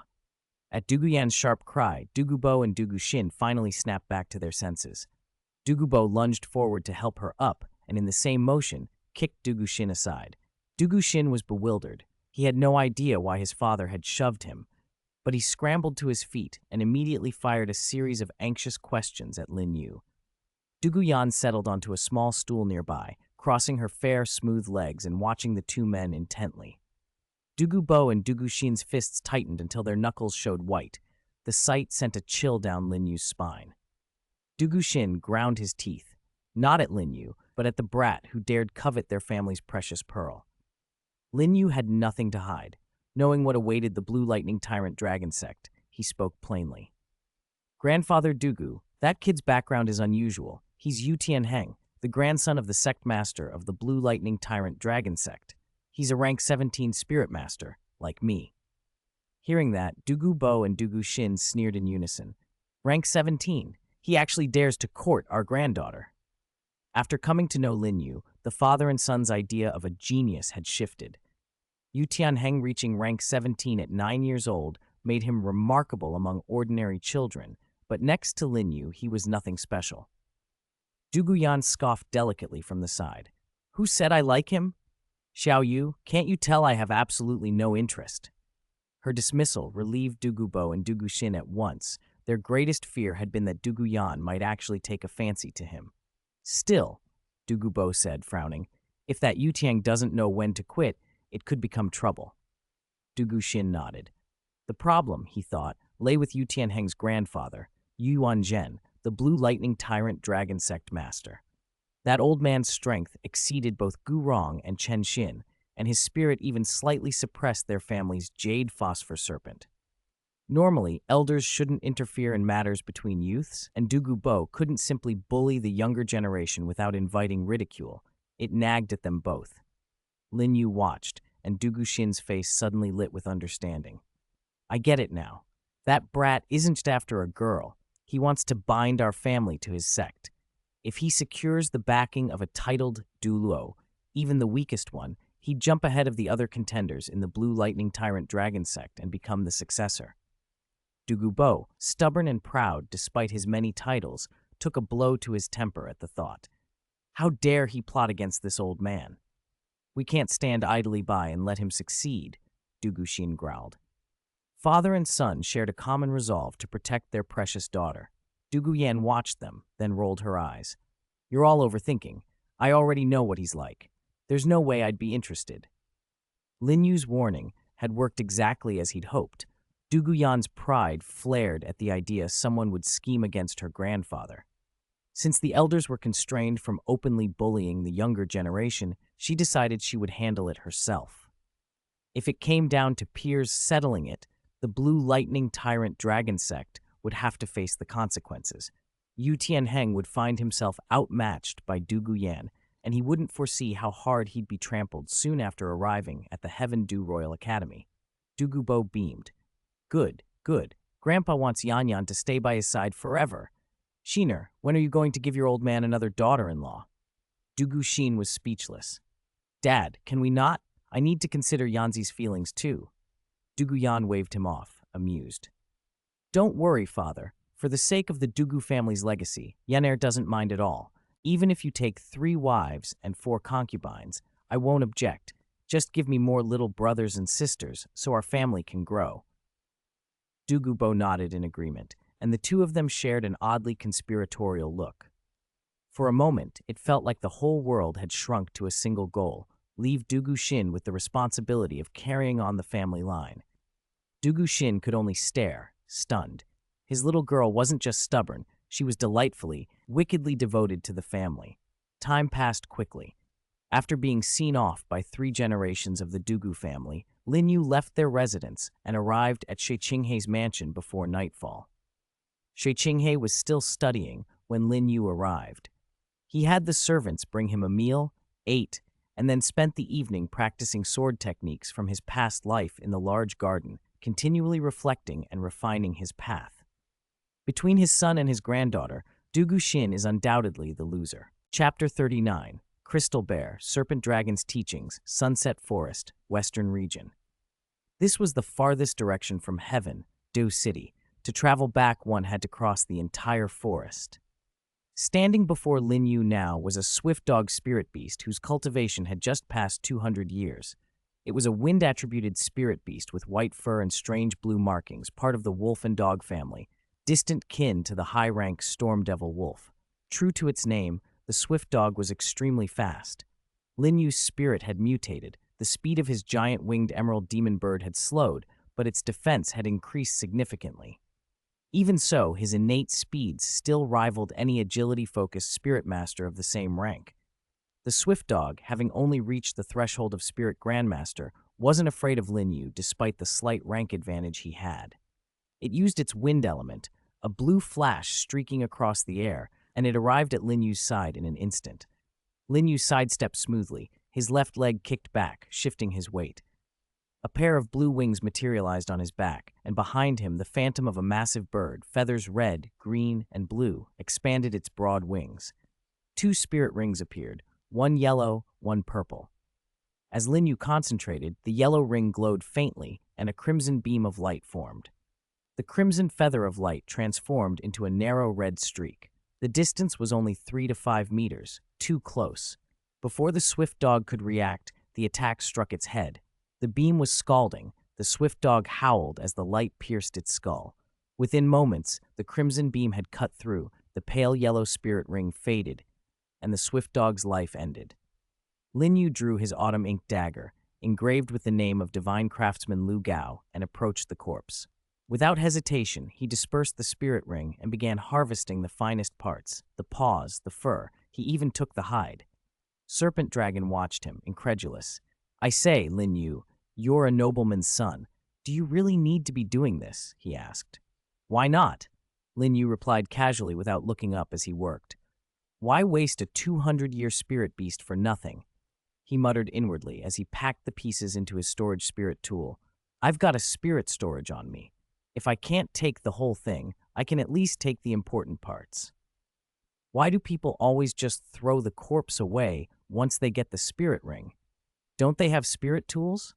Or does spirit beast meat taste bad?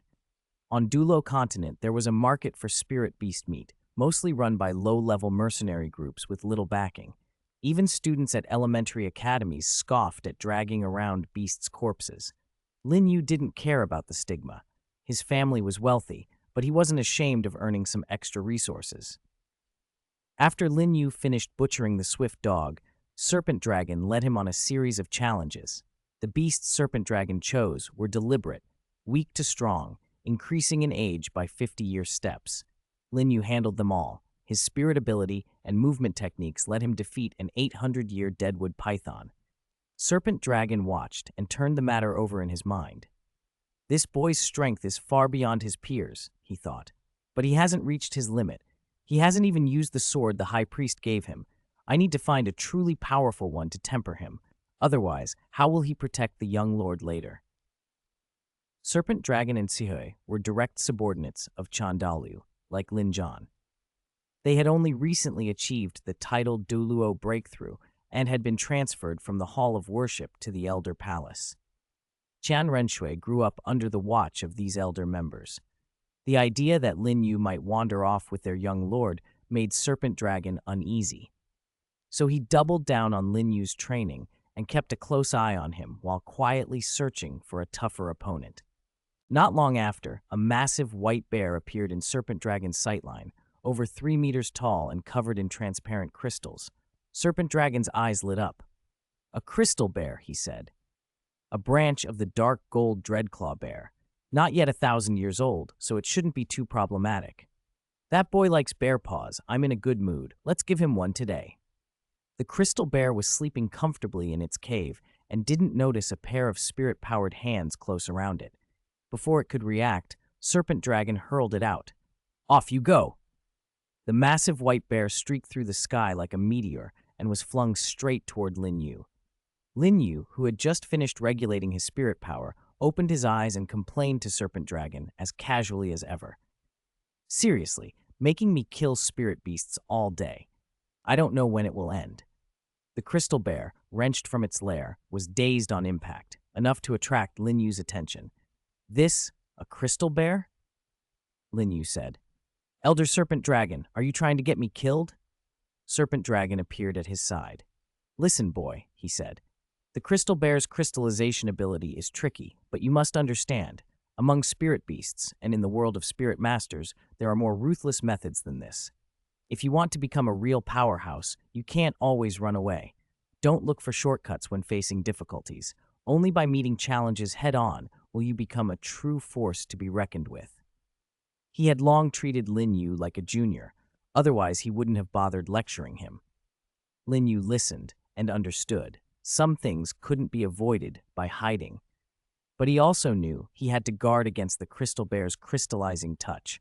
He let out a sharp cry. The phantom of the giant winged emerald demon bird resolved behind him, and the blue wings lifted him clear of the ground. A crisp metallic chime sounded. His Qingxuang sword had appeared in his hand. The crystal bear wasn't as strong as its ancestor, the dark gold dreadclaw bear, but it was still far above Lin Yu in raw power. If Lin Yu hoped to win, he would have to use skill to overcome strength. First, learn to fight spirit beasts, then learn to kill people. Everything needed its transitions. Chapter 40, The True Spirit Master's World, Killing and Fighting. The crystal bear had been roused from sleep by Serpent Dragon, and it woke furious. It immediately blamed Lin Yu for the interruption. A thunderous roar scattered birds and beasts within 100 meters. Without another sound, the bear lunged, claws out. At nearly 1,000 years old, its cultivation approaching that mark, the crystal bear's strength was enormous for its species. Even a defensive spirit elder would struggle against such a blow, let alone Lin Yu, an agility-focused assault spirit master. Lin Yu's wings trembled behind him, and his body shifted. He slipped aside just as the bear's claw came down. The Qingshuang sword flashed, cold light slicing across the creature's right arm. Having landed that strike, Lin Yu immediately unleashed his first spirit ability, Red Owl Light. A crimson beam slammed straight into the bear's open maw. The crystal bear, its momentum still carrying it forward and unable to generate new force, had no time to avoid the attack. It could only clamp its jaws shut. The scorching red owl light struck square on the nose. With a howl of pain, the bear recoiled, and Lin Yu drew back decisively. Against anything under a true thousand-year spirit beast, Lin Yu could usually fight without reserve. But the crystal bear's crystallization ability was something else entirely, too dangerous to tempt fate. Serpent Dragon watched alert and ready to intervene, noticing Lin Yu holding back. He couldn't blame him. The crystallization made even small mistakes catastrophic. With its nose ruined by Lin Yu's strike, the crystal bear's eyes went blood red. It charged again, fury overriding pain. This time, Lin Yu didn't retreat. Sword in hand, he met the first swipe with a move like splitting Huashan, then pushed both hands into a raised guard. The Qingshuang sword thrummed. A streak of swordlight cut across, and the bear roared. Then its paw was gone, severed by Lin Yu's blade. Serpent Dragon, watching from a distance, couldn't help but praise. Truly a genius of the sword Dao. His sword intent isn't fully refined yet, but who else on the Douluo Continent has grasped sword intent at his age? Even if Serpent Dragon didn't use a sword himself, he'd trained under High Priest Qian Renxue and knew talent when he saw it. No matter how much he wanted to downplay it, don't let him get arrogant, he thought. He admired the boy. The wounded crystal bear, however, triggered its crystallization in a blind rage. Within a 10-meter radius, earth, grass, and the remains of the paw turned to transparent crystal. Lin Yu was quick enough to avoid being trapped. He leapt into the air on his wings, Qingshuang sword in hand, and prepared a finishing blow. Wrapped in intense sword intent, the blade slashed like startled swans in flight. Whether it was the raw edge, the sword intent, or both, the strike severed the crystal bear's head in an instant. Its mutilated body collapsed. A pale purple spirit ring with a faint yellow tinge rose above the corpse. "Not bad, kid," Serpent Dragon muttered, keeping his praise measured. He worried that too much adulation might make Lin Yu conceited, and that wouldn't be good for his young lord. He liked young lord's older sister, after all. He couldn't afford to let anything jeopardize her. Fortunately, Lin Yu had no mind-reading ability, or he'd have had to be careful with his words. Lin Yu casually dispersed the spirit ring. He looked down at the fallen paws, valuable tonic materials, and wasted no time collecting them. After cutting off 3 paws in quick succession, he finally hacked into the crystal bear's right leg. The autumn ink in his hand met an unexpected resistance. When he withdrew his blade, a delicate, translucent bone lay in his palm, the shape of a human leg bone. Serpent Dragon glanced over but showed no interest. To a titled Douluo like him, a 1,000-year spirit bone was little more than a curiosity, not worth eating, too good to throw away. He advised, "You probably don't need that. Put it away for now." Before he finished, a voice full of malicious excitement cut through the air. "Ha ha, old goose! I didn't think we'd be this lucky. We actually found a spirit bone." Lin Yu glanced instinctively at Serpent Dragon, but the older man was already looking up toward the sky, pretending not to care. Lin Yu felt a flash of helplessness. He had just killed a crystal bear, and now the next stage of refining meant dealing with people who wanted his spoils. The 2 men who had shown up earlier revealed their true intentions. One, a tall, thin fellow in a straw hat who looked 30 or 40, waved a broken blade. "Little friend, old man," he said with a sneer. "I dropped something just now. Mind returning it to its rightful owner? Since greed blinds you, we'll see if you have the power to take it," the second man added cruelly. Lin Yu didn't bother arguing. In the world of spirit masters, human relations were a secondary concern. Killing and fighting came first.